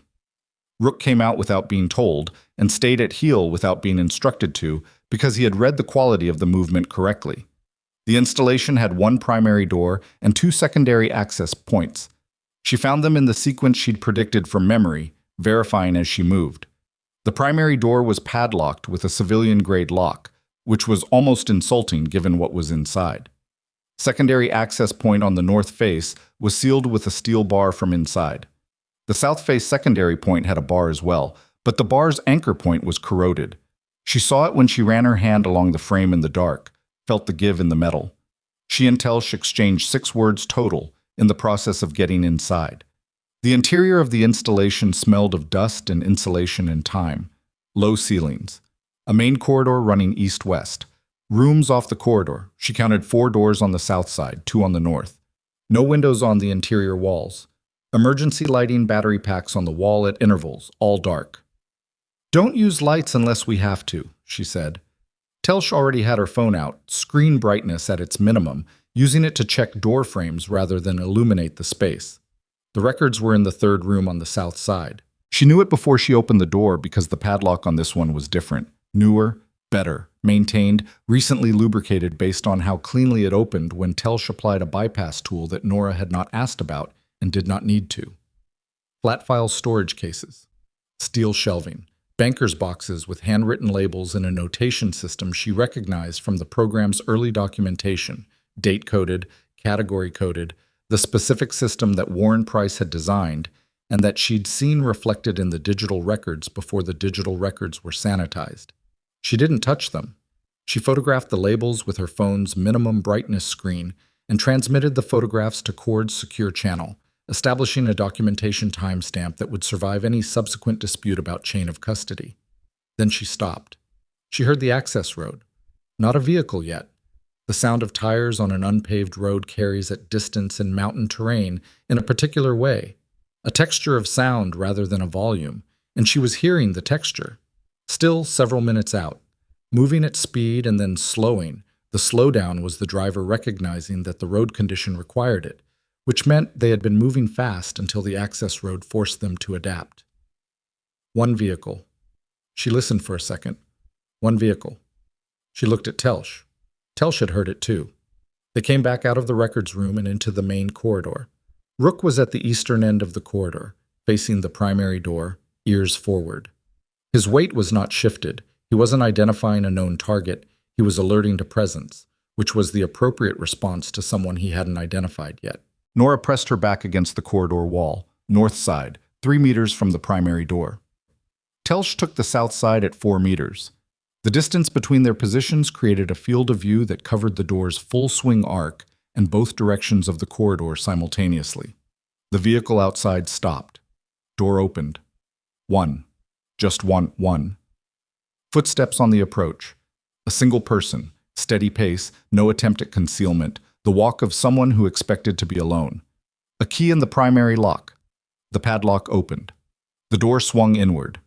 The man who stepped through the primary door of the Flathead County installation was 67 years old, silver-haired, and wearing civilian clothes that were expensive enough to be unremarkable, the kind of outfit that communicated nothing and was designed to. He had the posture of someone who had spent decades being the most authoritative person in any room he entered, and the posture had persisted even now, even here, even in an abandoned installation in the dark. Brigadier General Walton Scheer, retired, officially, though retirement had not meaningfully changed his operational engagement, stopped when he became aware that the space ahead of him was not empty. Telsch said federal custody in the flat voice of someone stating a weather condition. Scheer didn't move. He was doing what experienced people do in a suddenly changed situation, taking inventory, running options, assessing the gap between what he'd prepared for and what was in front of him. His gaze moved from Telsch to Nora, and it stayed on Nora. Something moved across his face. Recognition, but not surprise. The recognition of something he'd considered as a possibility and had filed as unlikely. "Voss," he said. He said it the way people say a word they've been holding for a long time and have finally been allowed to release. She looked at him. She had spent 5 years not allowing herself to think about this man's face, because thinking about it cost something she couldn't afford. Now she was looking at it, and it cost less than she'd expected, which was either because 5 years had changed her or because the face looked smaller than it had in memory. Probably both. "The records are already documented," she said. "Time-stamped. Transmitted. Chain of custody is established." His jaw moved. "You can't burn them," she said. "They exist in a federal channel as of 12 minutes ago." He looked past her, toward the south corridor, toward the records room. Back to her. The calculation was visible and the result of it was visible. Not despair, not anything as clean as that. The particular expression of a man who has just understood that the architecture he spent years building is no longer load-bearing. He straightened slightly. His chin came up. The posture adjustment was completely involuntary and told her more about him than anything he'd said. "I gave you an opportunity," he said. "When you filed that report, I offered you a way to step back from it without consequence. You threatened me. I explained the institutional reality. You told me that if I continued to pursue the matter, I would lose my clearance, my record, and my career. That's a threat, General. The institutional framing doesn't change what it was." He looked at her steadily. He had the eyes of someone who had convinced himself over many years that the things he'd done were justified by the scale of what he believed himself to be protecting. It was a particular self-deception. She had seen it in other contexts, the way people in positions of authority wrapped their self-interest in the language of institutional necessity until they could no longer tell one from the other. "The program was producing results," he said. "The program was abusing its budget to fund a private financial structure that benefited you and your contractors. The medical results were real. The oversight violations that made them possible were also real." She heard her own voice, even and factual. "Those two things weren't in conflict. You chose to make them conflict because the financial structure required it." Scheer was quiet. Behind him, through the still open primary door, she heard vehicles, multiple, moving fast up the access road. No attempt at concealment now, because concealment was no longer the operating requirement. Cord's ground team, moving from their staging position. Scheer heard it too. He looked back at the door. He looked at Nora. And in the look was something she hadn't expected. Not the authority, not the calculation, but something underneath both of those. Something tired and human, and not particularly interesting on its own, but significant because of what it meant about the rest of it. The authority had been a performance for so long that without the operational context to support it, what was left was just a 67-year-old man in civilian clothes in the dark. "You're just a nurse," he said, not with the contempt that Rook would have put into it, with something closer to bewilderment, the genuine incomprehension of a person who had spent years treating a category of person as invisible and was now confronted with the concrete evidence of what that category had done while he wasn't watching. She had heard that particular bewilderment before, in different voices. She had stopped finding it surprising. "Among other things," she said, the first vehicle from Cord's ground team pulled up outside. Headlights cut through the primary door and laid a rectangle of light across the installation's dusty floor between them. Rook walked forward and sat between Nora and Scheer, facing the door. Not aggressive, not restraining, just present, the way dogs who've been trained in confined spaces learn to place themselves as a physical fact that everyone in the room has to account for. Scheer looked at the dog. The dog looked at the door. Personnel were coming up the approach. It was over. Not cleanly. Nothing like this ended cleanly. There would be months of legal proceedings, depositions, challenges to chain of custody and jurisdictional authority, arguments that would produce headaches and frustration, and the specific grinding exhaustion of institutional accountability, moving at its actual speed rather than the speed anyone wished it moved. Scheer would get lawyers. Rourke would get lawyers. Kern and Garfield would try to use what they knew to reduce what was coming. The records in the South Room would be examined, contested, examined again, and eventually entered into a federal case file that would be referenced in documents for years. All of that was real, and none of it was here yet. What was here? 4 personnel from Cord's ground team moving through the primary door. Telsch completing the formal custody statement to Scheer with the practiced precision of someone who understood that every word of this moment was now on a record. Rook, still sitting between what had been and what came next, watching the door. And Nora, against the north wall of the installation's main corridor, watching the rectangle of headlight on the dusty floor and thinking about Partridge, stable in a room where no one connected to Garfield was making decisions about his care. About Deb Forsyth, who had taken a printout and done something useful with it. About the text from a number she still didn't know. 2 messages, both accurate, from someone inside this operation who had been trying to give her a margin she hadn't asked for. She didn't know who that was yet. She looked at Telsch, who was completing the custody handoff with the efficiency of someone putting one thing down before picking up the next. "The text," Nora said, when the ground team personnel had moved Scheer toward their vehicle. "Both messages. Someone inside sent them." Telsch looked at her. A pause. "Kern's workstation," Nora said. "The deletion was 60% complete when they reached him. 40% was recovered." She watched Telsch's face. "What was in the 40%? Telsch's expression did something small and complicated. Not evasion. Telsch was not a person who evaded. Something more like the face a person makes when they're deciding whether an answer is theirs to give. Telsch. The recovered data includes a series of outgoing messages, Telsch said carefully, sent from Kern's workstation to an external relay, 14 months of them. She paused. And a set of incoming messages from a source that the technical team hasn't fully traced. The incoming messages are… She stopped again. What? Telsch met her eyes. They're addressed to Echo 7. Nora was still. Someone had been sending messages to her original designation. Not to Nora Vass, to the call sign, through Kern's workstation somehow, as if using it as a channel to reach someone whose location it would take that kind of access to approximate. 14 months of messages. She had received 2, which meant 12 months of messages had gone somewhere else. Some system she didn't have access to, some relay she hadn't known was running. They were forwarded, she said slowly, from Kern's system to wherever I was. She thought about the number she didn't recognize. The texts that had arrived to a phone registered to Nora Vass at an address in Grover Falls, Wyoming, a cover identity that the original designation system had no reason to know. Someone built a bridge between the designation system and my cover identity. Yes. The bridge isn't Kern's. If Kern had built it, he'd have used it to expose me, not warn me. The technical team agrees with that assessment. So the bridge was built by someone with access to both the designation system and the cover identity index. She ran that through the matrix of people in this operation, people who had touched both systems, people who had standing access to the master index, and came out on the other side of the calculation with a name that sat wrong and right at the same time, the way answers sometimes do when they've been visible for a long time and you've been looking in the wrong direction. Price, she said. Telsch's expression confirmed it. Warren Price, who had built the bridge. Warren Price, who had maintained it for 14 months, quietly, through a system that was adjacent to Kern's access but not controlled by it.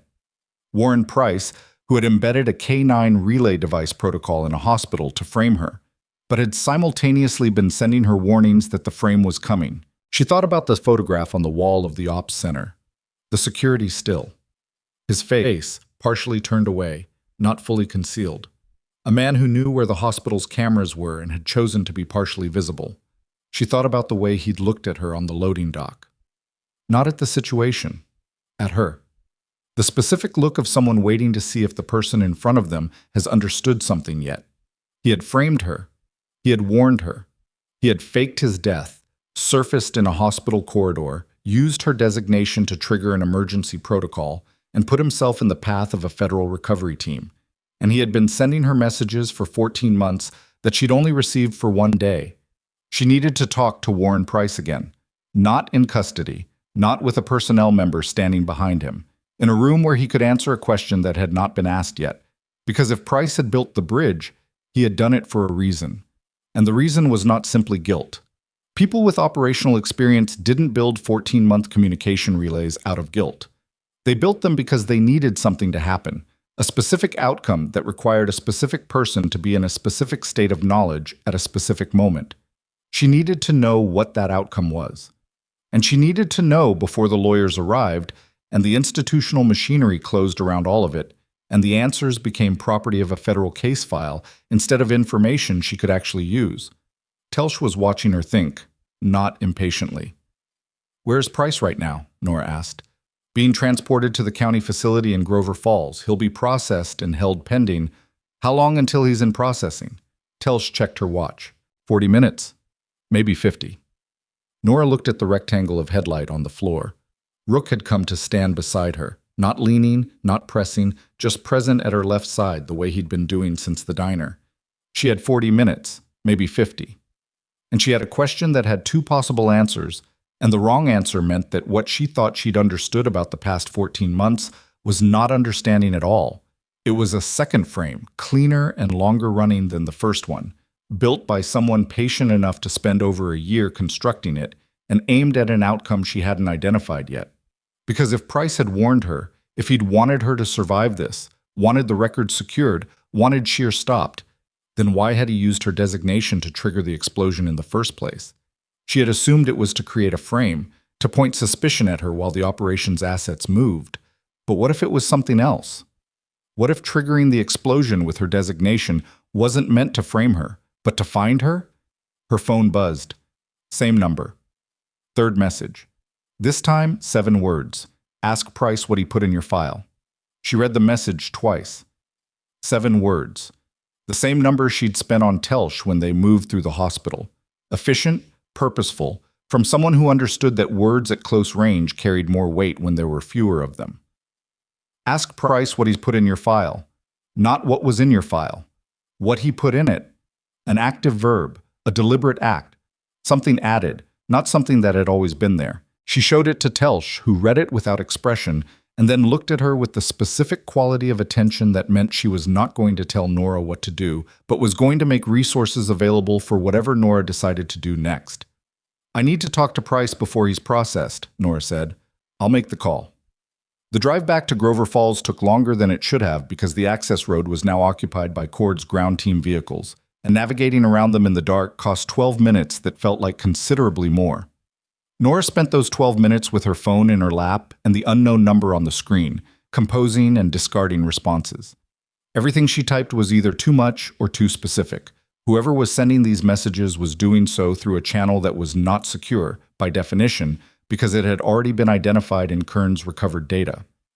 She didn't want to confirm anything through it. She put the phone away. Rook slept in the back seat. Dogs who worked the way Rook worked understood the difference between operational readiness and genuinely available rest time, and they were ruthless about using the second when the first wasn't required. She envied that slightly. Price was being held in a county facility interview room, not a cell yet because processing hadn't completed, when Nora arrived. The room was institutional in the way that rooms built for institutional purposes always are, which is to say, it communicated a set of power relationships through its furniture before anyone said a word. Price was sitting at the table with the look of a man who had made a long series of decisions and was now sitting inside the sum of them, which was not the same as regret but occupied some of the same square footage. He looked at her when she came in. His gaze moved briefly to the door, to Telsch, visible through the narrow window, outside, and then back. Ask Price what he put in your file, she said. She wasn't asking him where the message came from. She was giving him the message so he would know the conversation was already in motion, and preamble would cost both of them time. They didn't have the same way. Something in his posture changed. Not the obvious things. He didn't straighten, didn't lean forward, but the arrangement of tension in his face shifted, the way the arrangement of tension in a person's face shifts when they have been waiting for something and it has finally arrived. How long ago? He asked. 20 minutes. He nodded once. He looked at the table. Then he looked at her. When I buried your report, he said, I also copied it. The full original, your documentation, the program records you'd flagged, the incident logs, all of it. He paused. And I added to it every additional piece of evidence I had access to from the inside. The financial records before they were sanitized, the communication logs before Shear's team ran deletion protocols, the original biometric index with the access history intact. He paused again. I created a complete file. Everything you documented, plus everything you couldn't have accessed from your position. She looked at him steadily. And then what? And then I put it in the classified archive under a case reference that didn't connect to the program. Not in your name, not in mine. Filed under a decommissioned administrative category that receives no regular review, one of about 400 dead category files that sit in the archive, because no one has authorization to delete them and no one has reason to access them. He met her eyes. Unless they're looking. Who else knows it's there? One other person. She's been in position to protect the file's location for the past 5 years. She's also the person who built the communication bridge from the designation system to your cover identity. Not through Kern's system. Kern's access was adjacent to it, but he didn't know about the bridge. She used Kern's terminal as a relay without his knowledge. He looked at his hands on the table. She's better at this than any of us. Nora thought about that.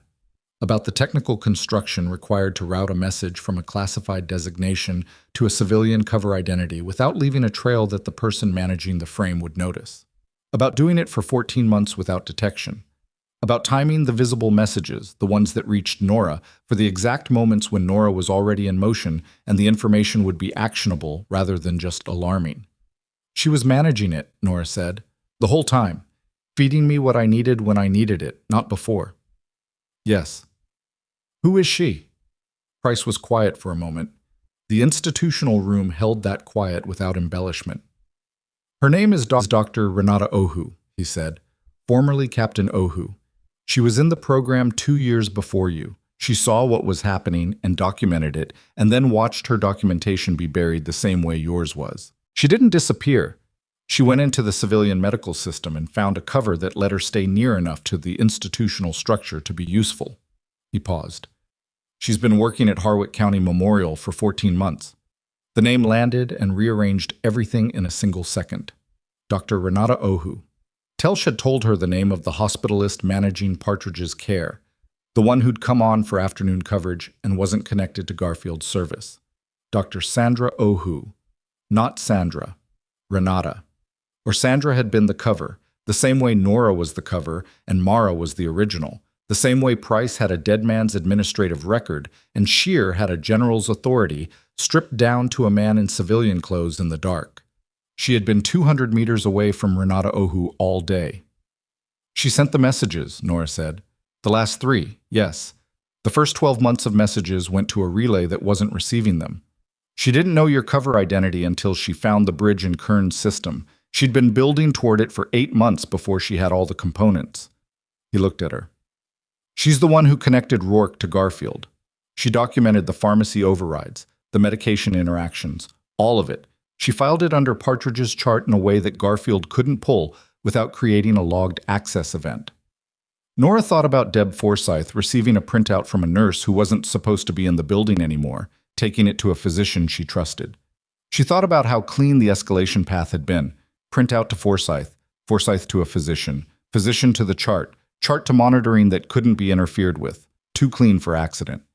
She knew I'd come back for Partridge, Nora said. She was counting on it. Nora stood. She had what she needed from this room. She looked at Price one more time, at the man who had buried her report and copied it, who had participated in the frame and spent 5 years quietly undermining it, who existed in the moral space between betrayal and contrition in a way that defied simple categorization and was therefore, she supposed, human. The case reference, she said, for the file in the archive. He told her. She repeated it in her head 3 times until it was fixed, the way she fixed everything she needed to carry without writing it down. And then she walked out of the interview room into the corridor where Telsh was waiting. I need Cord, she said, and I need someone to find Dr. Renata Ohu before she disappears. Telsh already had her radio up.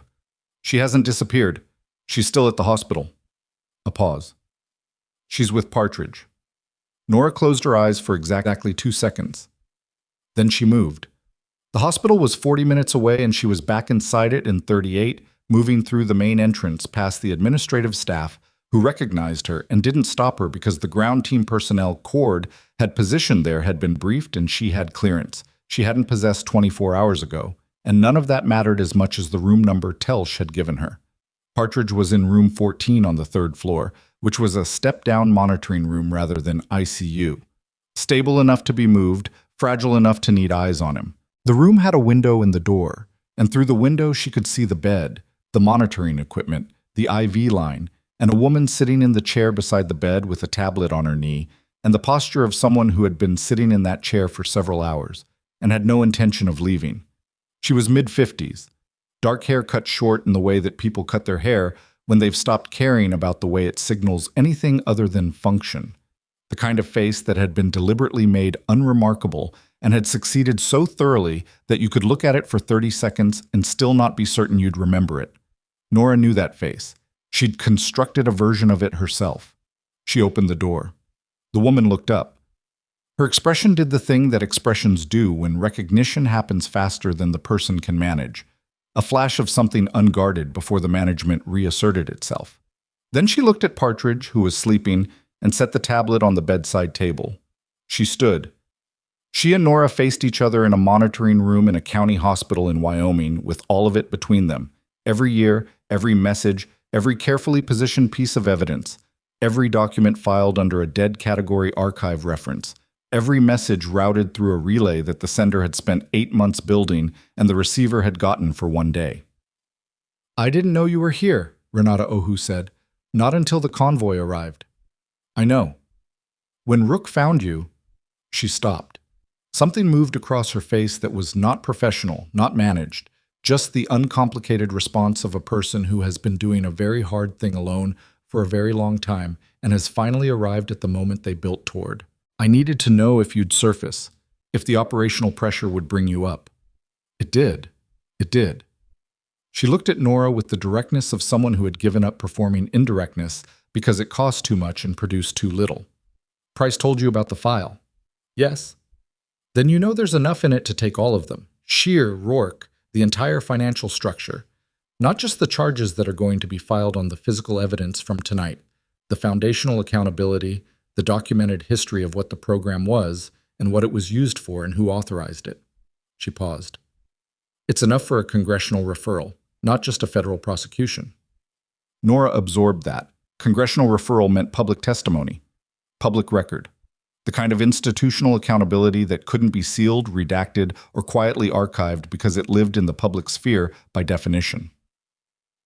"The file is under case reference Delta Foxtrot 79er Bravo 2, Nora said. Renata's expression confirmed it. "I'll give Cord the reference tonight," Nora said. "The archive access will take time. It's already been flagged for retrieval. I submitted the access request through a channel Price established. It's in the queue." She looked at Partridge. At the monitoring equipment, the steady rhythm of numbers that meant a person was still alive and being accurately tracked. "He's going to be all right. The interaction was caught early enough." "I know." A pause. "You made sure of that." "You made sure of it first." Renata met her eyes again. "I read the incident report you filed. The pharmacy override, the timeline, everything. Before they deactivated your badge, I had already accessed it and copied it to a protected channel." She paused. Garfield thought he was burying it. He wasn't. Nothing about the past day had been random. Not the explosion, not the convoy, not Rook finding her in the parking lot. That had been operationally inevitable. She understood that now. The dog had her original scent profile from the program's active years, and Telsch had been briefed to look for it. Not even her return to the hospital for Partridge's chart, which Renata had anticipated correctly and positioned for. The frame had been real. The mechanism dismantling it had been equally real, running parallel, patient, assembled piece by two people who'd never spoken and whose work had dovetailed without coordination because they'd been trained by the same program to think the same way. There was something almost architectural about it. She didn't let herself feel that fully yet. There would be time for that later, or there wouldn't, and either way the feeling wasn't useful right now. "What happens to you?" Nora said. It was not a question about Renata's legal exposure. It was a question about what came next, about whether 14 months of careful, invisible work ended in something or in another iteration of the same quiet, disappearing act. Renata looked at the window. The hallway beyond it, the hospital in its ordinary evening function, the machinery of a civilian medical institution doing the work that civilian medical institutions do. "I don't know yet," she said. "I've been in cover long enough that I'm not sure what I'm in cover from anymore." She paused. "That's honest." "It is." "What about you?" Nora didn't answer immediately. She thought about Cord's offer, not the specific terms, those hadn't been discussed yet, but the shape of it, a senior position overseeing military-civilian trauma operations. She thought about what that meant in practical terms: liaison work, structural design, training programs, the slow, difficult project of making two systems communicate with each other more effectively than they currently did. She thought about what she was good at. She thought about the corridor and the smoke and the 7 minutes it had taken to move 2 patients to safety without losing either of them. She thought about the fact that she had walked back into that hospital this morning, before the explosion, for a patient she had no institutional obligation to anymore. She thought about what that said about her. She had mixed feelings about what it said about her, which was appropriate. "I don't know either," she said, "but I'm not running." Renata looked at her. Something in her face settled, the way a thing settles when it has been held at tension for too long, and is finally allowed to reach its natural state. The next several weeks were not clean. Nothing about institutional accountability moves cleanly. It moves the way deep water moves. Significant, directional, eventually irresistible, but not fast and not graceful. The federal case against Rook, Scheer, Price, Kern, and Garfield was filed in stages because the evidence existed in multiple jurisdictions, and the legal framework for prosecuting a retired general officer on charges that connected to a classified program required a series of procedural steps that each took longer than the last and produced a specific kind of administrative frustration that Nora had to consciously decide multiple times not to let become a dominant emotional fact. Cord was thorough. That helped. He didn't perform thoroughness. He was constitutionally incapable of the performance version, which was one of the things that made him effective. He managed the evidence chain with the same methodical attention he'd applied to every other element of this operation, and when the archive access came through for Delta Foxtrot 79er Bravo. 2. He spent 3 days reading the file before he said anything about it to anyone. When he did, the first thing he said was to Nora. "This is enough," he said, "for everything." She nodded. "Including what was done to you." "I know." He looked at her with the expression he used when he was deciding whether to push into territory that was adjacent to what was formally required. "I want you to understand that when I say everything, I mean it precisely.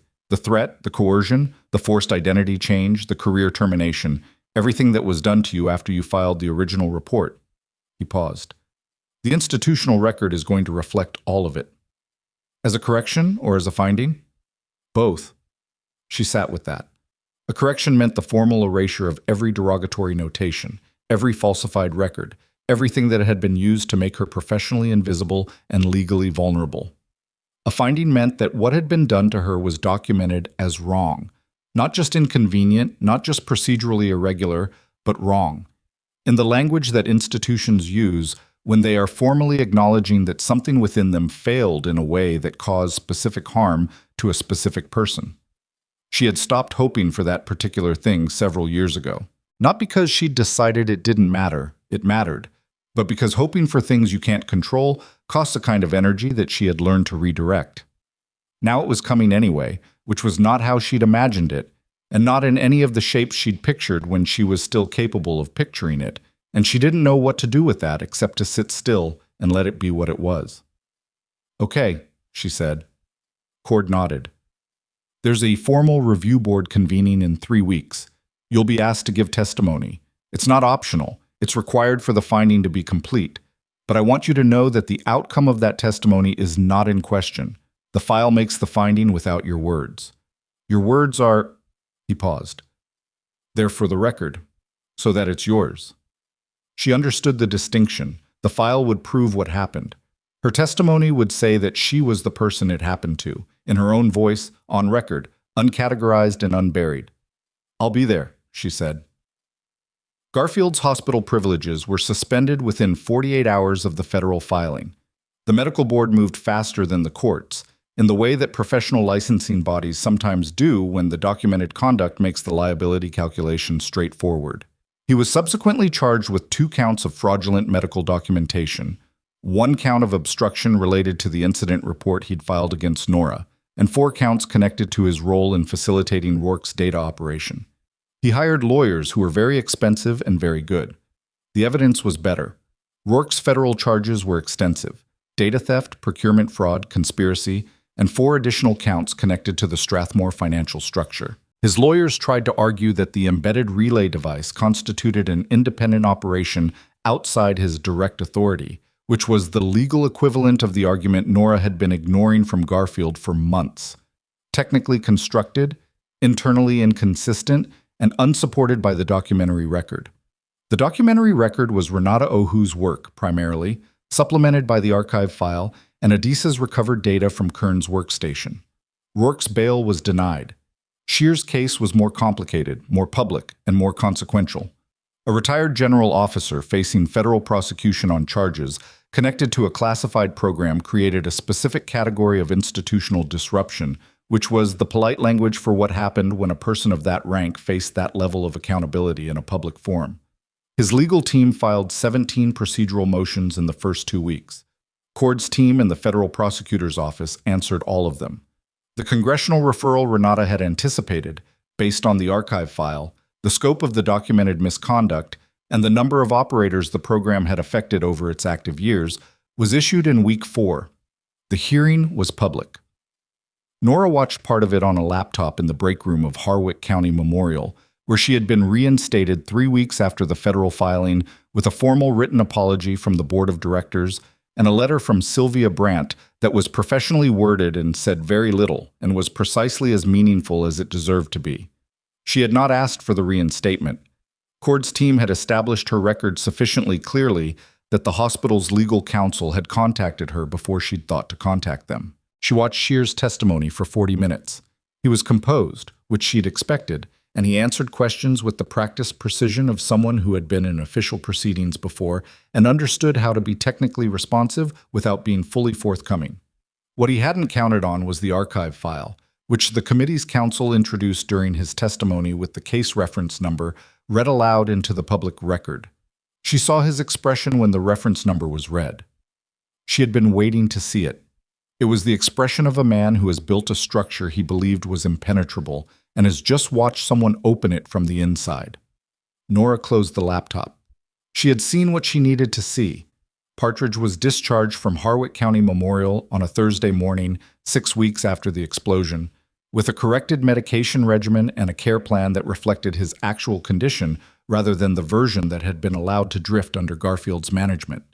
He shook Nora's hand at the discharge desk with the grip of a man who understood that the person across from him had done something specific and consequential for him without being asked and without making anything of it.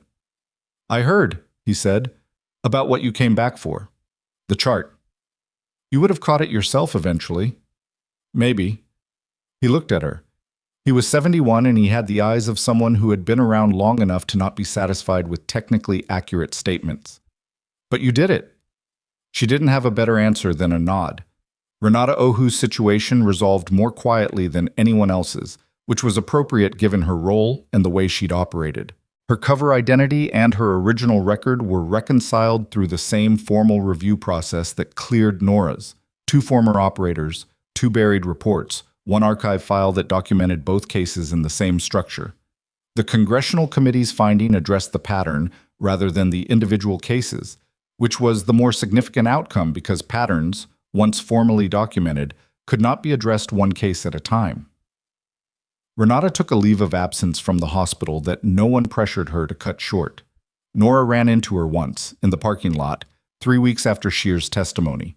They stood beside their respective cars for 10 minutes in the Wyoming November cold and talked about the review board process and the weather and a clinical protocol update that Nora was trying to implement in the emergency department, and none of it addressed the 5 years or the messages or the invisible parallel effort that had made this outcome possible, because some things are understood without being addressed, and that understanding is the sufficient version.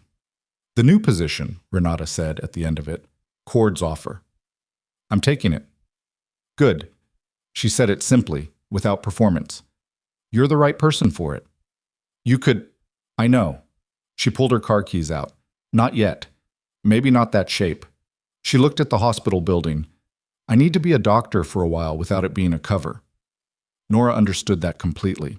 The formal review board convening happened on a gray Tuesday in November in a building in Cheyenne that smelled of old carpet and central heating. Nora gave her testimony for an hour and 40 minutes, answering questions in the precise, factual language that she'd been using her whole adult life to describe things that were not precise or factual in their effect, just in their documentation.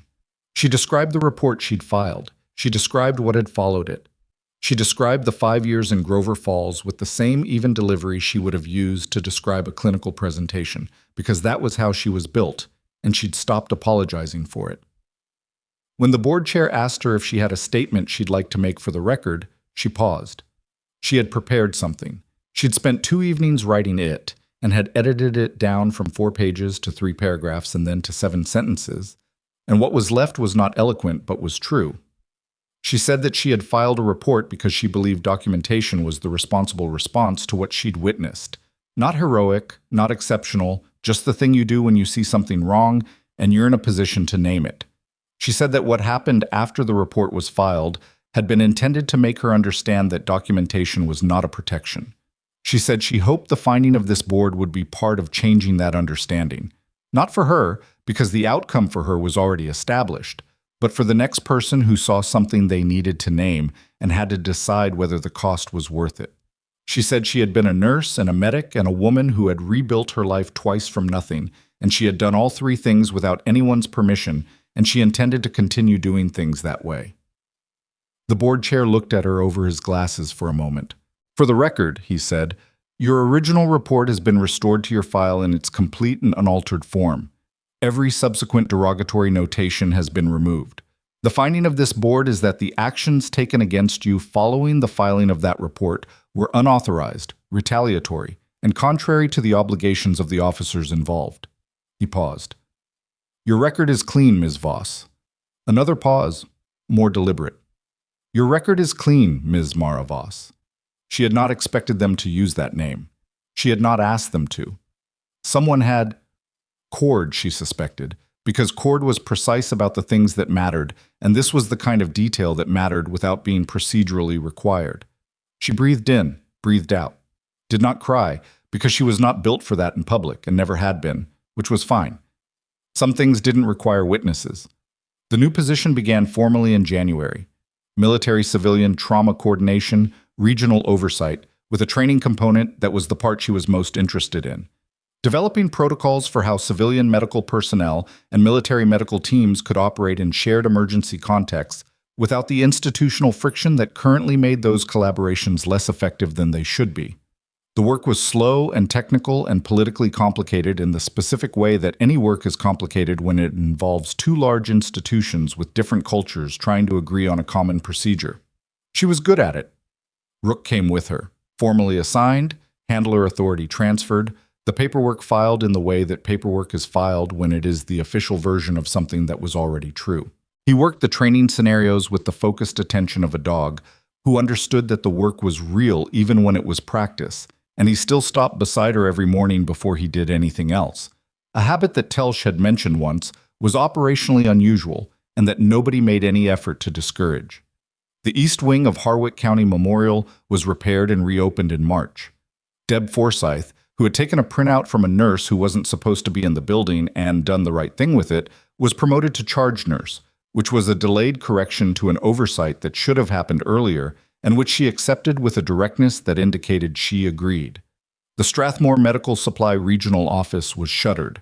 The supply chain was rebid and awarded to a company that had no connection to any LLC traceable to Walton Shear.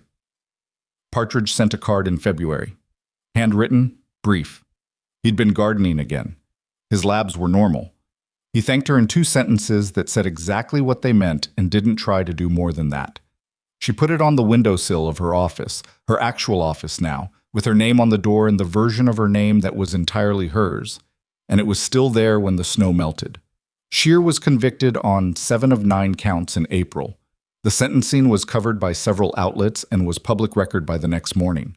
Rourke had already pleaded in February, 9 counts, no trial, in exchange for testimony that proved largely unnecessary because the documentary record made the testimony redundant. Kern received a reduced sentence in exchange for cooperation that was also largely redundant. Garfield's trial was scheduled for June. His legal team was still filing motions, which would not change the outcome. None of this was clean. None of it fully restored the years or the work or the version of herself she'd been when she filed the original report, young enough to believe the correct action would produce the correct outcome in a reasonable time frame. That version of her was not recoverable, and she had accepted that fact with the same equanimity she brought to other irreversible things. Not easily, not once and for all, but repeatedly, as required, which is the actual way that acceptance works when it's honest. What she had instead was this: a position she was good at, a dog who found her every morning, a colleague she could call, occasionally, who had spent 5 years doing an equally invisible and consequential thing from a different angle, a record that said her name, her actual name, without anything behind it that wasn't true. She had a window in her office that faced the parking lot, and sometimes in the afternoon, when the light was at the right angle, she could see the spot near the emergency entrance where the convoy had pulled in 10 months ago and where a German shepherd had walked across the asphalt toward her with the unhurried certainty of a thing completing a task it had been assigned long before she knew it was running. She had thought, in that moment, that her carefully hidden past was over. She had been right. What she hadn't understood yet was that the past being over was not the same as being over. It was in the particular and difficult and finally livable way of true things, the part that came before beginning.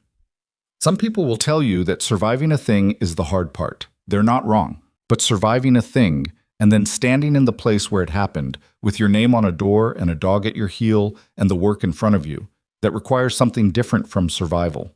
It requires the decision, made repeatedly, without fanfare, that the life you're still capable of building is worth the effort of building it. She made that decision every morning. Most mornings, it didn't feel like a decision at all. It felt like simply being where she was, which was, she had come to understand, about as much as anyone could honestly ask for. Rook settled under her desk.